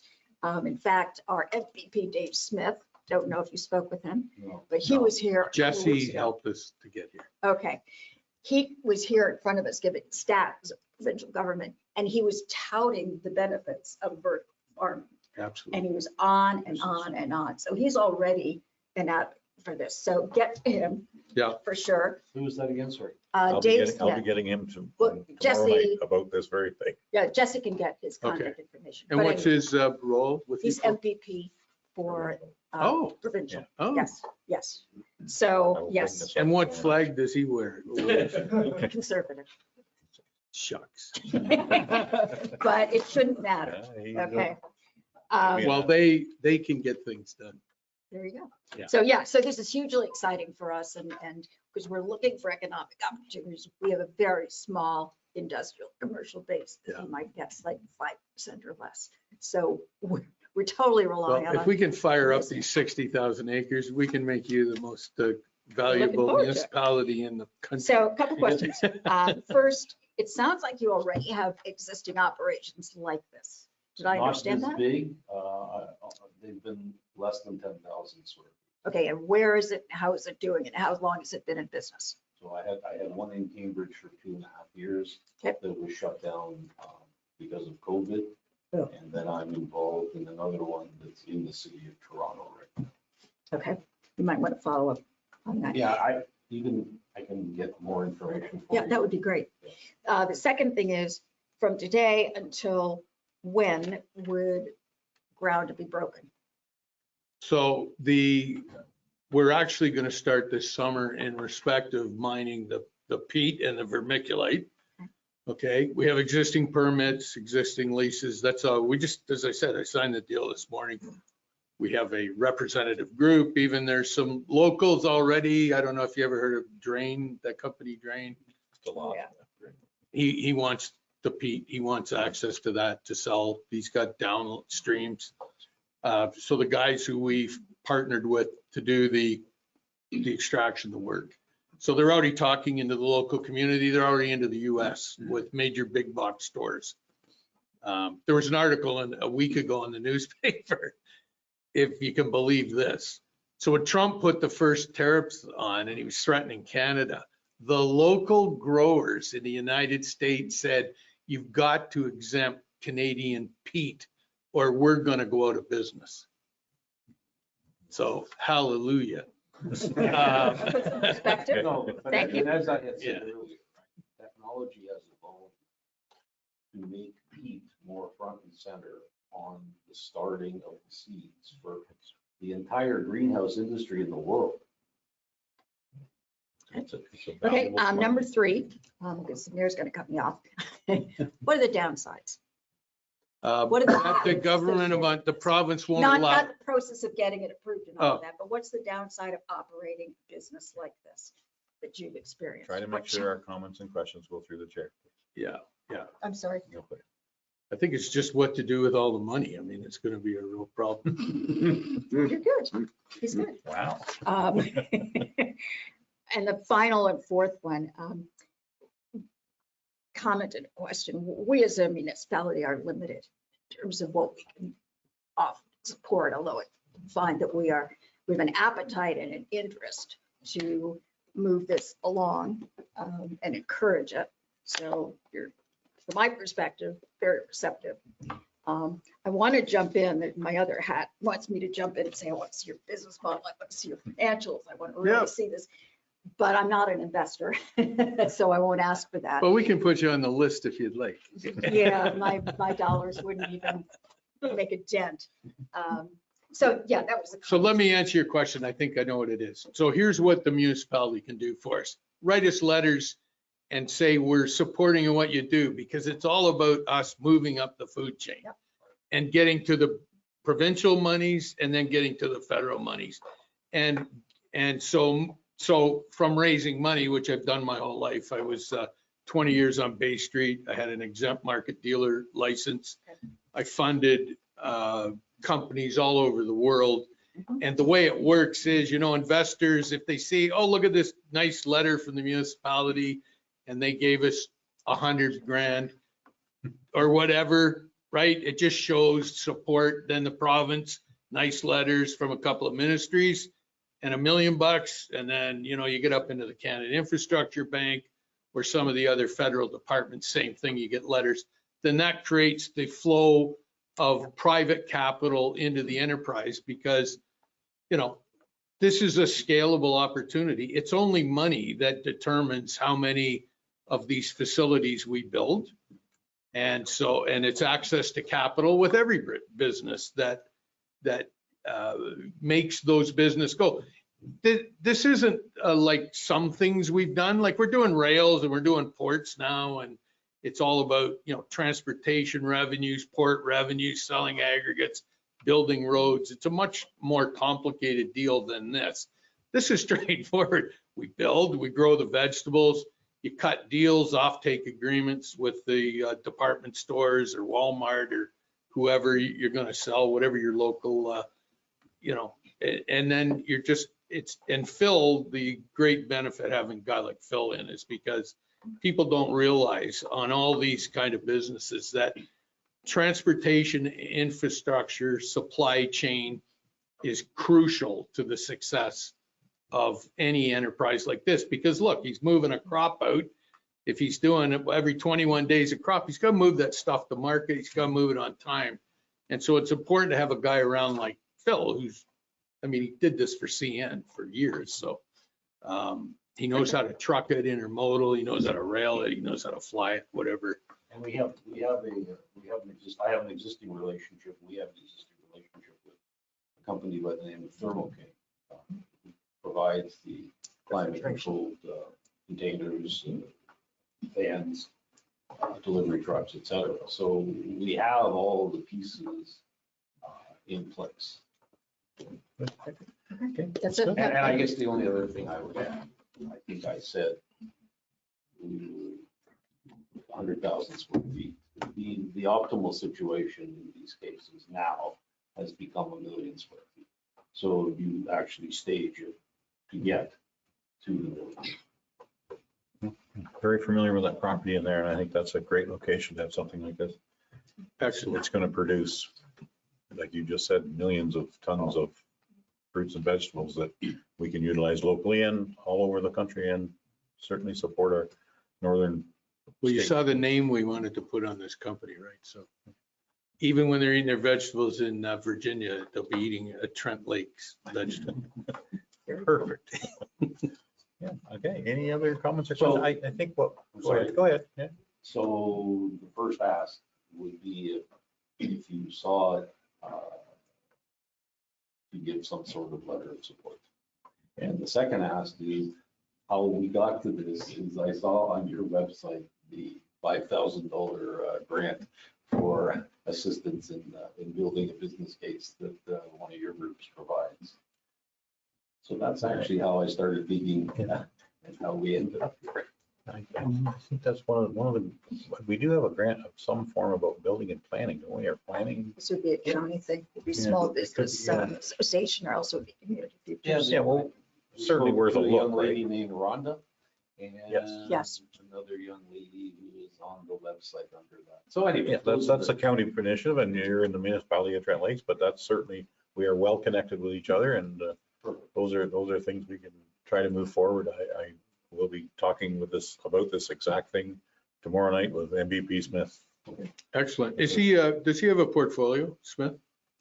He is the executive assistant to the Ministry of Health at the moment, but I think it's changing Yeah. because our. Like, did the premier give him a portfolio on last week or 2 weeks? No. Oh, he did. Okay. No, Okay, he's- that's fine. Yeah, but But very- the health very well side should connected. be concerned. The health Very should well be connected. Supportive.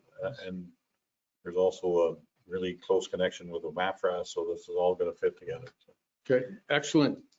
Okay, well, let's stay in touch. Thanks so much for having us. Well, thank you very much for your very short presentation. Yeah, sorry about that. No, it's the questions and answers. That's what we want to do. We need to ask questions and get answers. And I think this project is something that will benefit not just Trent Lakes, but all of Peterborough County and a lot of Ontario. So I thank you for bringing this proposal to Trent Okay. Lakes. Thank you for having us. Okay, are we in a position where we are going to support this proposal? It's just a question. Go ahead, Councilor I was going to Cadigan. make a motion that Please do. we pen a letter supporting this proposal. Okay, do I have a second? That's awesome. Motion? See Deputy Mayor Armstrong for a seconder? A comment, go ahead. Just comment, I think that we should have a staff report. I think we have to do some investigation, do our due diligence before we support a group on a presentation. Okay, folks. Councilor Braber, go ahead. Thank you, through you, Mayor. Just if we are going to agree to the support letter, and I just want to ensure that, as you mentioned, Brian, about outtake agreements, Offtake. yes, offtake agreements, just to ensure that Trent Lakes is looked after in Peterborough County, and that sort of things. You can add that in. We'll accept that. I'm not sure we're allowed to do that. And that's, yeah, subject to the. Oh, it's a fair question. Legal, Yeah. right? We'd be delighted to support that. Delighted. I That just shows more of what I was talking about, to show other levels of government, the interest of the local community is what they want to see that too. So really- anything like that is good for us too. And I really do think you're going to be surprised at the reaction from the provincial government, and pleasantly surprised. I think this is exactly what they're looking for in this whole area, is a project of this magnitude that could grow and continue to grow. Yeah, MPP Crawford is a very good friend. Like you were asking about due diligence, MPP Crawford is close with us. Yeah. Minister Perry, Minister Bethanelvi, Minister Lecce. I can give you lots of people that will, That we're actively involved. that we're involved with now. Thank you. Okay, Do we you- can excuse ourselves from the balance of your proceedings. No? No, I can't. Thank you very much. Okay, thank you. Have a great day. Thank you very much for bringing this idea to Trent Lake. Did you make that motion? Someone made you made a motion. Motion, yeah. Okay, do we have a seconder for that motion? Yeah, Deputy Mayor Armstrong, seconder. Do we want to make a friendly Yeah, amendment or? that was the amendment I was going to make to Okay, to do you do our want- due diligence on Yeah. the company that would be involved, Okay. that we are supporting. Will you accept that as a Yes. friendly amendment? Okay, so we just make sure we do a little investigation, but we support it in Yeah. principle. Okay, So could I perhaps have the motion restated? Motion to pen a letter of support for the project pending investigation.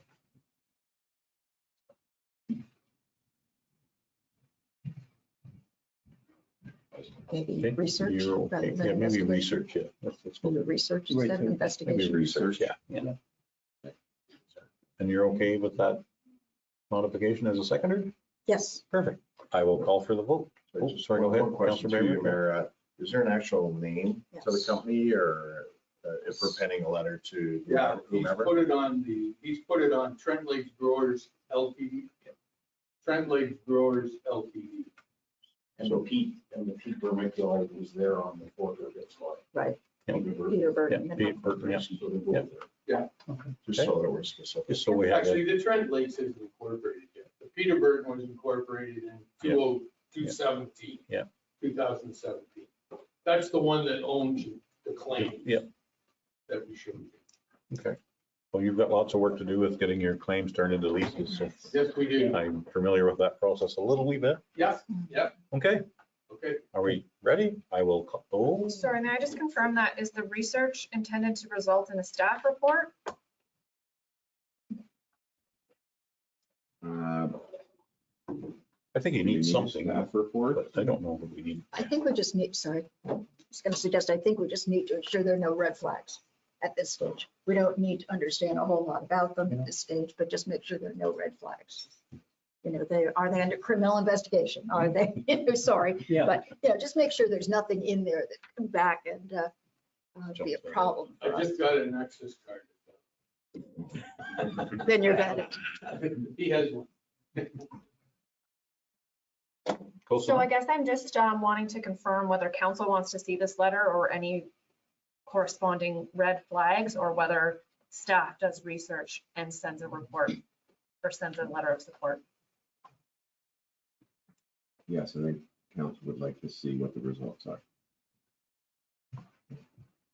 And we're not talking a big in-depth report. We're talking just do a quick perusal of things, and it's pretty easy to find Yeah, out. if you've got a list or a form you want to send us to fill out, please do. And I always get our CMP background checks for charities that I do work for. So. I'm just teasing. All right, I think we've got enough there, don't we?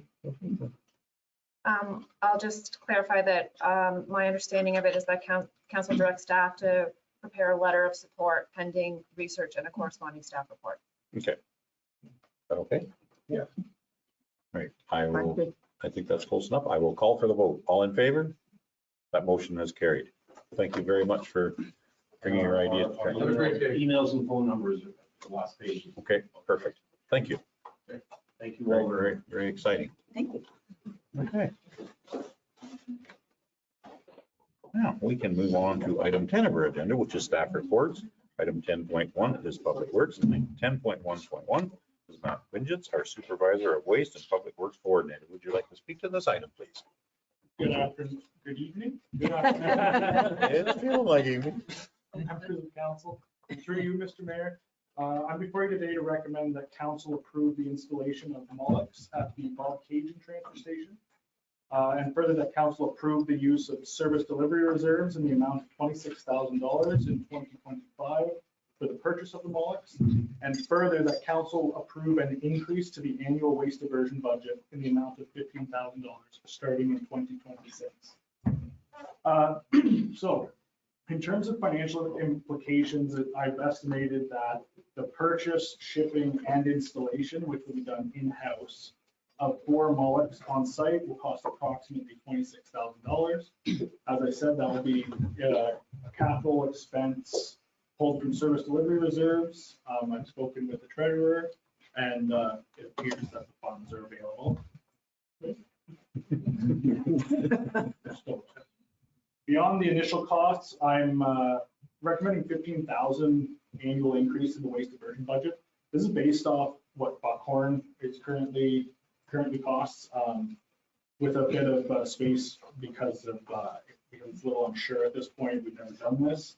Once we have data from this year, we can adjust the budget appropriately, but I imagine it won't be any more than that. In terms of environmental implications, organic waste being placed in landfills leads to increased greenhouse gases, and it also encourages the leaching of harmful chemicals into our water table. Furthermore, any form of waste that can be easily diverted is a waste of landfill space, which is quickly dwindling in Ontario. So last year, we did a waste audit. Well, actually, the county did in Buckhorn. And as you can see, if you can see it, it's a little difficult, it's a bit blurry, but half of our waste, so the orange, blue, and red, is all organic matter, and that's everything that goes to landfill in our dumpsters. Now, 38% of that, so excluding the pet waste, because that's a whole other animal, no pun intended, 38% of it could be diverted into this organics program. And I should point out that this is at our Buckhorn site, which has organics already. So it only stands to reason that it'll be worse, or at least the same at our other sites. And it also means that we will be increasing outreach for this kind of program, so that people know, that we are encouraging that they use the Mullocks and they're not using backyard sources. I should point out, though, that the reason organics is so high, I believe, is that we have diverted so much other stuff that there's really not a whole lot else that people can put into the bins now, besides, basically residue is what we're referring to. As I had said, Buckhorn currently has Mullocks on site, and they've been successful to some extent. One hindrance has been that Buckhorn is the only site that accepts it, which is can be confusing to residents. Whenever possible, I like to work toward making sure all the sites have accept the same things. And for that reason, we are looking at mullicks at all the sites. So we considered Cavendish and Crystal Lake as well. And we have every intention of down the road, also making it available there. But, one step at a time, and it will be a big undertaking to install them at Bob Cadron. So we wanted to start there as it's our second busiest site. We believe that, as I said, we believe the installation can be done in-house, which will significantly reduce costs, I believe. Thank you for hearing my report. And if you have any questions, please. Thank you very much. Great idea. Any comments or questions from any members of council? I'm thinking this is a great idea to have it at all four eventually. This is something that one of our largest things that are consistently in our waste audit is source separated organics in our garbage. So this could extend the life of Bensford by years. You never know if everybody else follows suit. We seem to be a leader in diversion, and I think this is continuing to keep that on track, and I thank you for that. Councillor Francis, go ahead. I'd like to receive the report and support the recommendations in the report. Okay. And do I have a seconder for that motion? Councillor Cadigan, now do I have questions? Through you, Mayor Munson, maybe just a comment. I'd like to see in the motion that we also direct staff, I know you've already said it, but direct staff to expand our outreach and promotion program so that we can increase the diversion in Buckhorn and make sure that happens in Bob Cadron. So if we could just add another line in there that says and direct staff to Our increase mover and promotional our activities around this. The mover and our seconder are okay with that modification? Yeah, okay. Okay. Any other questions? I will call for the vote. All in favor? That motion has carried. Thank you very much. Thank you. Okay. Now we can move on to item 10.1.2 of our agenda, which is Evan Grieger, our Director of Public Works. Evan, would you like to speak to this item, please? Absolutely. Thank you, Mary Lampstead. And just before I jump into my report, I just want to say how great it was for Matt to do that report. He did a really good job on collecting the data. He's really done a really good job at looking at resources to improve, as you're talking about, outreach into the community. One of the things that's really been encouraging with the most recent transition, one of the things as a municipality we're receiving is a public and education fund. So with that fund, you actually went and purchased the mobile signs. So that's actually a great way, instead of you're just renting it, you own it. So you can put up, hey, Bob Cadron now has mullets and stuff like that. So it's just, he's been doing a great job, and I just want to take this opportunity. I don't usually follow him up with reports, so I just took a chance to, give my kudos to him because he's doing a great job. So anyway, before you today, my report. We just have to be careful how much we compliment him because his head might not fit out. Sorry, man. Go ahead. No, absolutely, absolutely. So yeah, through you, Mayor Lampstead, today before you today is just a parking lease agreement extension. This is an agreement that's been in place for the past 10 years. It doesn't expire until the end of July. However, we're just completing this prior to that expiration, just to ensure that when we get into the summer months and the busyness, we don't miss ensuring that this agreement is extended. It's been used by individuals that have a cottage on Peters Island, like off Peters Island. There you go. Perfect. Thank you, Bianca. So you can see there's a piece of property that is owned by the municipality. There's actually recently, it's not reflected within there, but there is a survey that sort of has that parking lot as a separate piece. So there's a specific description for it, and that's covered within the agreement itself. But basically it's their parking to access their cottage. It's kind of interesting. You can kind of see it, but it looks like that island at one time was actually be able to access from land. You can kind of see just that southern property line there to the island is sort of like a built up, and you can see it under the water that I'm sure maybe 30, 40 years ago, there's probably walking to that island. So that was something that I sort of learned that was kind of interesting to me, because obviously water levels have changed, especially when they've installed dams and stuff like that. However, so this board specifically is just the extension for another 10 years. Just for some information, we did have our solicitor review it prior to putting the agreement on the agenda to ensure that we've covered our bases. So just basically looking for your approval to proceed and have the approval to sign the agreement and move forward. Thank you very much, Evan. Any comments or questions for Evan? Go ahead, Councillor Francis. Just a comment. I've been on the property in the past, and the roadway that goes to the island when the lake starts going down in levels, And I think it's a great idea, and I would support this. Councilor Brayber, go ahead. Thank you. Through you, make a motion, council receive and also support. Okay, do I have a seconder for that motion? The Councilor Franzen for seconder. Any other comments? Seeing none, I will call for the vote. All in favor? That motion has carried. Okay. Thank you very much.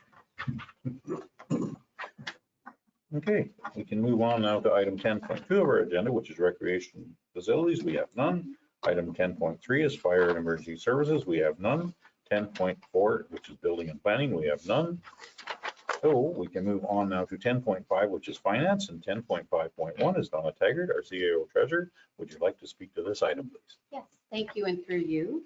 So before you is a presentation related to the overall dollars to be collected through taxation in 2025, including dollars to be collected for the municipality, county, and the province for education. So the next slide, please, shows you that there was an increase of $1,609,697.12 between 2024 and 2025. And 69% of that actually relates to the county in 2025. So I should also let you know that the rates and the overall presentation today provided is based on what was sent by the county and uploaded through the provincial system. So I know, there's been some discussion since this report went on some of these numbers, but that is what I'm reporting on today because that has been provided by the county. So the next slide shows you that the percentage breakdown of every dollar collected has shifted this year for the first time, with 43 cents of every dollar collected going to the county, 41 cents staying in the municipality, and 16 cents going to the various school board. So for every 100,000 worth of assessment, that would result in an increase of $48.17. So this slide, we always like to show for the average homeowner, reflecting the three main property classes in Trent Lake. So the single family detached on the water, and seasonal dwellings would increase the amount being paid by $223.44, with $160.45 of that, or 72% going to the county, 26% for Trent Lakes, and 2% for education. So $59.07 and $392. And this final slide I'd like to provide just to show you that it's an overview of the services paid by the upper tier and the lower tier. And we certainly have some similar responsibilities, but there are differences as well, and those are identified for you. So for your information. Thank you. Thank you very much for the slides and your report. Anyone have any comments or questions? I'm just getting terrified that now we give 43% of our tax dollars to the county alone, and it seems like that's not an end. Okay, go ahead, Councilor Brayber. So through you, Mayor, to Donna, why such an increase to the county? That's 60-something%. Right. So thank you, and through you. That was the approved increase by county council. It was, if you look at what was adopted, an 8.4% increase, which would result in a 6.8% residential tax rate increase.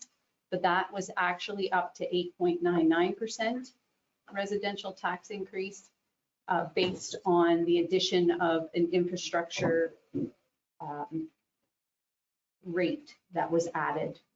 And then there is, through you, some recycling that was added on that as well. So that was the amount. Go ahead, Deputy Mayor. Thanks, Mayor Linson, and Donna and I have spoken about this. I flagged that number because there's a discrepancy as to whether the 8.4%, which was approved by county council, included the infrastructure levy of 2.5 or not. My understanding was the 8.4% included 2.5%. Mine as well. Thank you. So we need to go back, and Donna is going back, and I've gone back, sent an email this morning to have that double checked. And I would just say, I can support the 8.4 or 8.99 because it was 5.9%. And that allowed us to not use any reserves to support the operations. In the county, for various reasons, good and bad, they have been using reserve monies to support their operating costs, which is bad financial management, and it's certainly not sustainable to pull out of your reserves to operate or to fund ongoing costs. So this year was a little bit of a correction around that, and that's how we got to 5.9%. And then added on top of that was the 2.5% infrastructure levy, and that's to help address the $80 million infrastructure deficit that the county is facing. So that's been in place every year to try and build up the capital reserve so that they can address the infrastructure deficit. So again, my understanding, it sounds like mayor's as well, was that it was an 8.4% increase in the tax levy inclusive of the infrastructure. So we've got to get that clarified. It worries me because obviously it's been passed up the line already. And that's how we end up 10%, but needs to be addressed and understood. And if in fact county finance department passed it through as 8.4 plus 0.5, I will call an emergency finance committee meeting. Good. That was my next question. Yes, Because a lot of that legwork was done by the finance committee absolutely. at the county, which did Absolutely. an enormous amount of work on this to try to get this rate down to the 8. So that they're not using reserves because they're running out of reserves. And when they do, it will translate, I think, over the next 10 years to $192 million deficit in infrastructure alone. So this is why the 2.5% increase annually is in there to try to catch up on infrastructure. That's bridges, culverts, roads. It's a lot of debt that we were inherited from the province when everybody amalgamated, and no one anticipated this cost, so they needed to. Okay, Councilor Brave. Thank you, through Mayor. Just one final comment. It's alarming that the county is operating, dipping into their reserves. And hopefully that isn't a sign of things to come. I don't know what they've done in previous years or whether this is an anomaly and it'll move back to them. I just don't want them dipping into our coffers that, I may have misled you. In the past, the county has used reserve monies to fund operations. And finance committee said, and finance, but no, that's not sound financial management. We will not do that this year. So no, we're not doing it this year. Some of it is COVID related, where it was a one-time thing, but there, in my opinion, have also been some bad decisions in the past that led to using the reserves for operations. So it's ended, it stopped. Oh, okay. And county council has asked every department to find efficiencies. And they're finding hundreds of thousands of dollars worth of efficiencies. So going forward, that's going to help not use reserves. I'll just restate that through you, Mayor, that hopefully that the habits of the past don't reoccur. Not while I'm on the finance committee, Councilor Berber. That's true. Thanks. Okay. Thanks for that. Okay. Do we have anyone prepared to make a motion? No? Councilor Brave, go ahead. Motion to receive. Do I have a seconder for that motion? No, sorry. You don't? I'd like to defer it. Okay, we have a seconder for that? Yeah. Now, any other conversation? There Comment we go. is, yes, I would like to defer this because if we receive it, there's a certain amount of acceptance. That it's And at this stage, I'm not 10.1. comfortable that we should be accepting those numbers. 10.19. So I would Yeah. prefer that we not receive it, that we defer it. Is that going to hold, sorry, unless that's going to hold you up in terms of our tax process. Great, so thank you, and through you. We have started to issue supplemental bills using the rates that were provided and approved. So we can defer it till the next meeting and have some further feedback on that. But yeah, these are rates that we're actively using. Yeah, I think we need to get back to county council in a hurry. I would not want to approve that number in any way, shape or form, because I don't believe that I voted on that number. Agree. So we have a motion on the floor. Are we willing to put that as a caveat probably that we don't support this until investigation by our Treasury Department to be correct on the county percentage number? I think that we should withdraw the motion and defer this to our next meeting. Who made that motion first? I think it's, John made the motion. John made the motion. Seconded. Yeah. Yeah, Are you and then, willing to do that? oh, yeah, yeah, absolutely. okay. Okay, so that is a new motion, you're willing to defer, so Yes. that is a motion that we defer the decision. Okay. Defer. Okay, do I have a second for that motion? Second with the amendment to Armstrong? defer it pending further investigation by our Okay. treasurer. And Hoover is okay with that? Yeah. Okay, so any other comments on the new motion? Seeing none, I will call for the vote. All in favor? That motion has carried. Okay, we can now move on to item 10.5.2 of our agenda, which is Donna Taggart, our CAO treasurer. Would you like to speak to this item? Yes, thank you, and through you.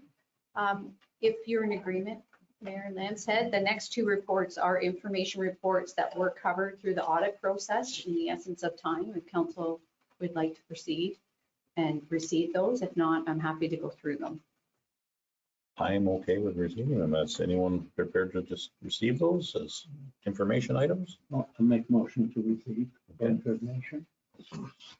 Do I? Yes. To you, Mayor Landshead, 10.5.2 as an additional recommendation that the statement be made available to the public for viewing through the municipality's website. Okay, so Fair enough. we need to Thank make you. a motion of some kind. Okay, so let's. I'll just proceed. Thank okay, you. let's- So the development charge report before you, there is financial reporting required annually under section 43.1.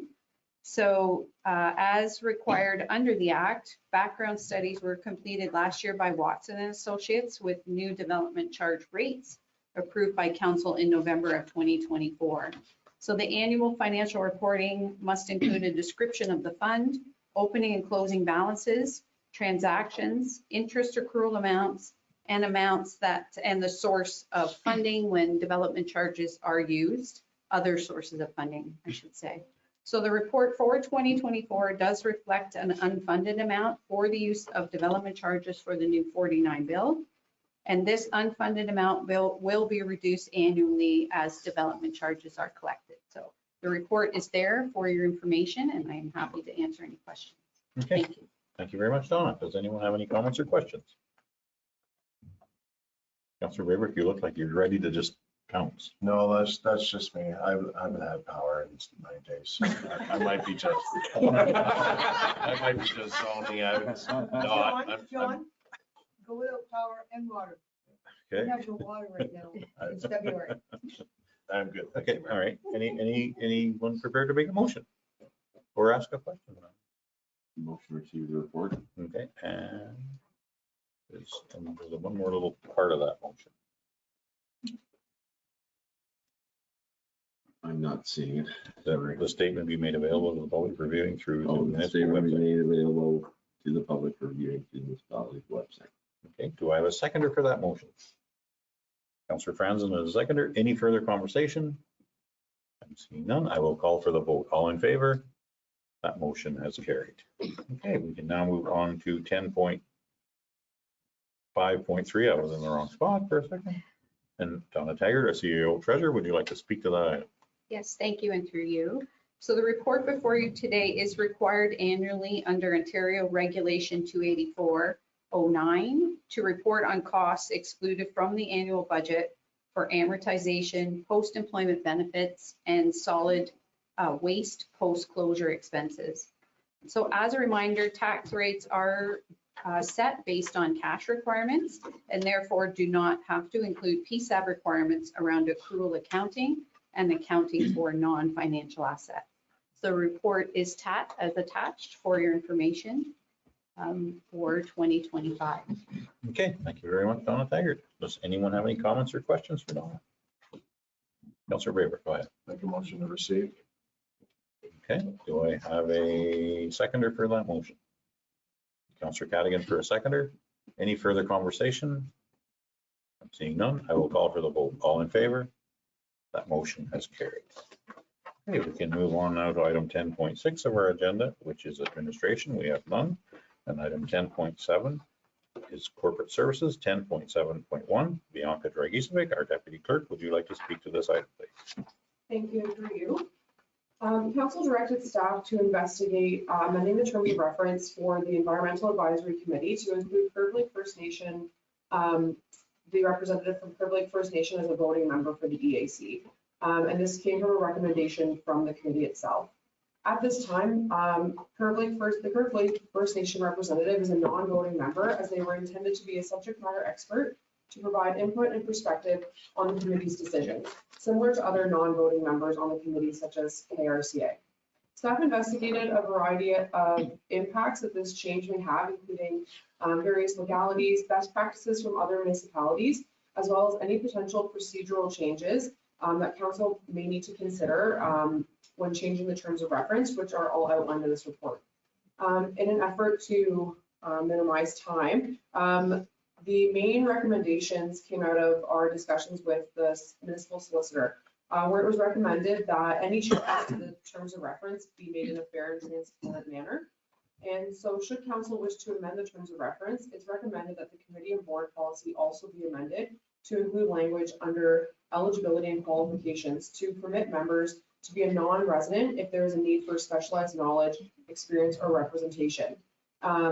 And council can approve an appointment of a member who would not meet the eligibility requirements otherwise. So this change to the policy would permit the amendment to the terms of reference and would make it in a transparent way. There are also some minor procedural changes that should be considered as well by council, which is that the representative from Curve Lake, as similar to KRCA, is not a recruited position in the same manner as other members of the committee. So while staff do feel confident that the current representative from Curve Lake First Nation is a great fit for the committee, there just should be consideration given to that the appointment process of a public member did not go through that process and didn't go through the same application process. So it just may be at times perceived that it may not be accountable or transparent. Staff do support the recommended change from the committee to amend the terms of reference, and staff recommend that council also support the EAC amendment to the terms of reference and to the committee and board policy. Staff also would like to note that we appreciate all the work done to date by the current appointee on the committee, and that for continuity, staff recommend that Eric Knott be appointed by council to be the representative from Curve Lake First Nation onto the EAC. Thank you. Okay, thank you very much, Bianca Dragicevic. Any comments or questions from council? Councilor Braber, go ahead. Through you, Mayor, just a comment before I support that motion. The Curve Lake representative, Eric Knott, brings a specialized knowledge, experience, and representation as our First Nations family by virtue of they being our First Peoples and who are caretakers of our Treaty 20 lands in perpetuity. So with that, I'd like to make the motion that council receive the report, that council approve the amendments to Schedule A of Bylaw B 2024-003 attached to this report, and further council approve the amendments to the committee and board policy 5.25, also attached to this report, and further council appoint Eric Knott as the representative of Curve Lake Nation for the Environmental Advisory Committee. Okay, thank you very much. Councilor Braber, do I have a seconder for that motion? Deputy Mayor Armstrong for a seconder. Any conversation? Councilor Franson, go ahead. I think it's a good change, and it may help in future committees if we need outside representation with specialized knowledge. I'm thinking possibly a future heritage committee where we might need some expertise that isn't available within a municipality. Good comment, Councilor Franson. Thank you. Anyone else? Comments or questions? fully support this idea, so I will call for the vote. All in favor? That motion has carried. Thank you very much. Okay, now we can move on to 10.7.2 of our agenda. Jesse Clark, our Director of Corporate Services Clerk, would you like to speak to this item, please? Thank you. Before that, I'd just like to thank Bianca for all of her work on prioritizing that report and doing a thorough review, and as well as her contributions to the report that I'm about to talk about, which is the procedure bylaw. So this report was originally presented at the last meeting and was deferred. The changes to the procedure bylaw are outlined in the report and the red line version of the bylaw, and staff are recommending that council support the proposed changes to the procedure bylaw. Okay, thank you very much, Jesse Clark. Okay, any comments or questions? Deputy Mayor Armstrong, go ahead. Yeah, thank you very much, and thanks just for bringing this back. I do have some changes that I would like to suggest to this, and I'd like an opportunity for them to be considered. I know it's nerdy, but if you think about it, this bylaw dictates how we as a council operate, our agendas, our process, et cetera, et cetera. So to me, it's a very important governing tool for us, and we get one crack at taking a look at it and making sure that it's got a good balance of staff and council, and that allows us to do sufficiently robust discussion of issues to make informed decisions. So with all of that said, I'd like to make a slightly different motion, which is that, do you want to, I'm sorry, did you want to get more comments first? No, I think we can have a mover and a seconder, then more comments. Okay, so the motion is that council receive the report from the Director of Corporate Services regarding midterm procedure bylaw review, and further, that comments be forwarded to staff by April 15th for changes to be considered, and a report brought back to the May 6th council meeting. Okay. Do I have a seconder for that motion? Councillor Franzen for a seconder. Any further conversation? Which is, I thought that's what we had this brought back for at this meeting, that we were supposed to go through that. Okay. Any further conversation? Seeing none, I will call for the vote. All in favor? That motion has carried. Thank you very much, Jesse Clark. Okay, we can move on to item 11 of our agenda, which correspondence for information. We have one item I think Councillor Franzen may want to speak to. Yes. Did I miss something? On April 14th, all candidates meeting at the BCC. Sorry, we're in the wrong section. My We're in the wrong apologies, section. Councillor Franzen. Okay, we're in the wrong section. We can move on now from, we were at correspondence for information. We don't have any. Sorry, Councillor Franzen. The next section later, we'll get to you. Yeah. Okay, item 12 of our agenda now is correspondence for action. Item 12.1 is the town of Bradford and West Grillberry. Would anyone like to speak to that item? Go ahead, Councillor Braver. Motion to receive. Do I have a seconder? Councillor Cadigan, any conversation about that item? Seeing none, I will call for the vote. All in favor? That motion has carried. Now we can move on to item 13 of our agenda, which is bylaws. And item 13.1 is bylaws on the agenda memorandum.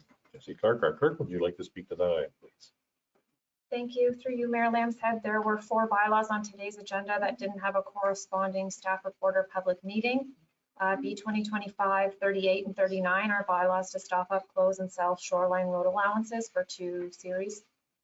B 2025 40 is a zoning bylaw amendment for file 2419, which had a public meeting on November 5th, 2024, and was deferred pending receipt of a number of items. And B 2025 42 is the bylaw to authorize the use of vote and vote counting equipment and alternative voting methods for the next municipal election as directed at the March 18th meeting.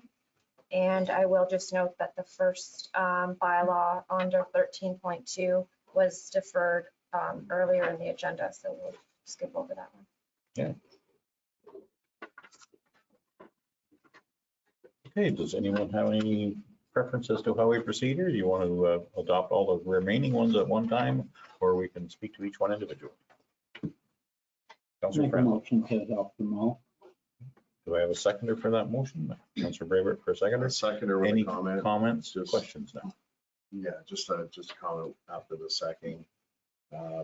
and I know our clerk's already mentioned it, but with your Yeah. motion, I guess excluding 13.2. Yeah, yeah. Okay. Any other comments or questions? Seeing none, I will call for the vote. All in favor? That motion has carried. Okay, now we can move on to item 14 of our agenda, which is business arising out of a previous meeting. We have none. Item 15 is notices of motion. I don't believe we have any.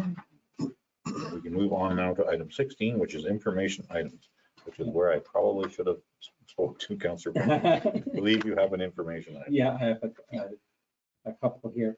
April 14th is an all candidates meeting at the BCC, sponsored by the Buckhorn Ratepayer from 7 to 9. Thank you. And I have here a flyer for a Big Rig Show, Saturday, August 9th, and a pork roast by Mayor Terry Lemstead.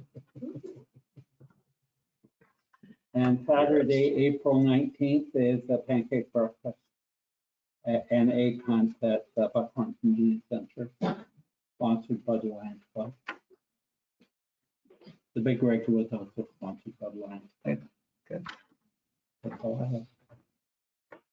Yes, Councillor Sorry, Braybrooke, go ahead. Just a question to Councillor Franzen. Where's the big rig? Where's that being held? I believe it's the upper parking lot at the BCC. Okay. Thank you. Okay, excellent. And Deputy Mayor Armstrong, go ahead. Yeah, thanks, Mayor Lemstead. Just announcing that the libraries have introduced evening hours. So Cavendish is now open on Tuesdays from 4 to 8, and the Buckhorn branch is open on Thursdays till 8:30 p.m. And it's obviously a pilot. We'll see what kind of attention or attendance we get, but it's really moved to be more open and available for the public. When they might be Could I available. possibly get those dates and times one more time? Yes, Tuesdays, Cavendish, 4 to 8. And Thursdays, Buckhorn, open till 8:30 p.m. That's excellent. That'll give a few more people being able to access the library. Perfect. Any more information items? Councillor Braybrooke, go ahead. Through you, Mayor, and I know there's 16.1 coming up, but I just before, I don't know who's going to be speaking to that, but I wanted to just share just my experience over the last 9 days with the storm. I've spoken to many residents, helping them out and whatnot, and I've received numerous compliments that I've been asked to pass on to council and to the EOC, the Emergency Operations Center staff, and the municipal staff. They've been very thankful, and they were very impressed by how well the communication's been rolling out every day. And I echo those sentiments. So I'd like to thank everybody from the Emergency Operations Center, the heads and all the heads of staff and all your staff as well. And I'd like to thank our mayor for his leadership through this time. And it's hopefully we're at the tail end of it. So thank you, Mayor Lemstead and team. I think many departments appreciate them. Thank you. So thank you for that. Okay. Any other information item? I can move on to item 16.1, which is our storm update. So after widespread highway outages from a significant ice storm March 29th and March 30th, the Municipality Emergency Operations Center met daily to discuss operations and required actions in the areas of the municipality. With the significance of this unprecedented weather event, large-scale hydro outages being experienced by our residents, as the mayor, I declared an event as an emergency on April the 1st of 2025. There has been an incredible amount of work undertaken by hydro workers, staff, excuse me, I'm getting emotional. Our incredible community members and partners since the storm hit our area. To calm down. Some specific measures taken include redeployment of staff and resources to deal with this event and its impacts, door-to-door wellness checks to ensure residents have food, medication, communications, water, and as well as nothing life-threatening, noting life-threatening hazards to access the property, because there was a few life-threatening hazards, I must admit. Don't barbecue in your garage or in your sunroom, please. Yeah. We did significant road clearing and flood checks, notification of warming centers available, and the use of the Cavendish and Buckhorn facilities, facilities and generator checks. Everyone was everywhere. They were like ants. Thank you. Creation of brush disposal sites, opening of transfer stations, including increased hours between April 8th and 11th to allow dumping of household garbage, recycling, and brush, offering sandbags and sand to residents at Buckhorn and 49 depots, open Cavendish Community Center as a staging location for hydro crews, which was amazing to see so many trucks, and work with all levels of government on needs of emergency operations, daily communications updates on websites and all our social media channels. Currently, we have over 4,000 properties in the county of Peterborough without hydro, and the EOC, which is the Emergency Operations Center, is meeting again on Thursday this week to assess any further requirements. Just a thank you, thank you, thank you. Okay. We can now move on to our closed meeting. I would need a motion to go into closed. Councillor Brayber for mover, Councillor Cadigan for seconder. I will call for the vote. All in favor? That motion has carried. And we are going into closed under the Ontario Municipal Act, Section 239(2), to discuss legal or potential litigation, including matters before administrative tribunals affecting the municipality or local boards, and F, advice that is subject to solicitor-client privilege, including communications necessary for that purpose.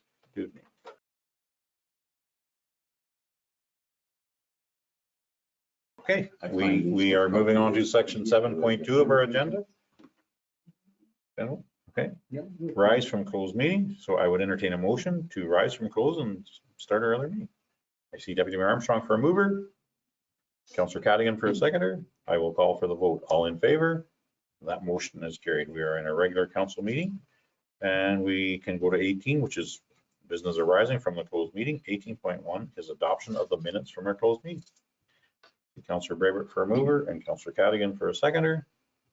I will call for the vote. All in favor? That motion has carried. We can now move on to item 19 of our agenda, which is adoption of the confirming bylaw. Item 19.1 is our confirming bylaw. Councillor Brayber for a mover and Councillor Cadigan for a seconder. I will call for the vote. All in favor? That motion has carried. We have adopted our confirming bylaw. We can move on to item 20 of our agenda, which is adjournment. I would entertain a motion to adjourn. Councillor Brayber for a mover, Councillor Franzen for a seconder. I will call for the vote. All in favor? That motion has carried. We are adjourned. Thank you very much to staff, the gallery, both virtually and physically, and council. Thank you very much.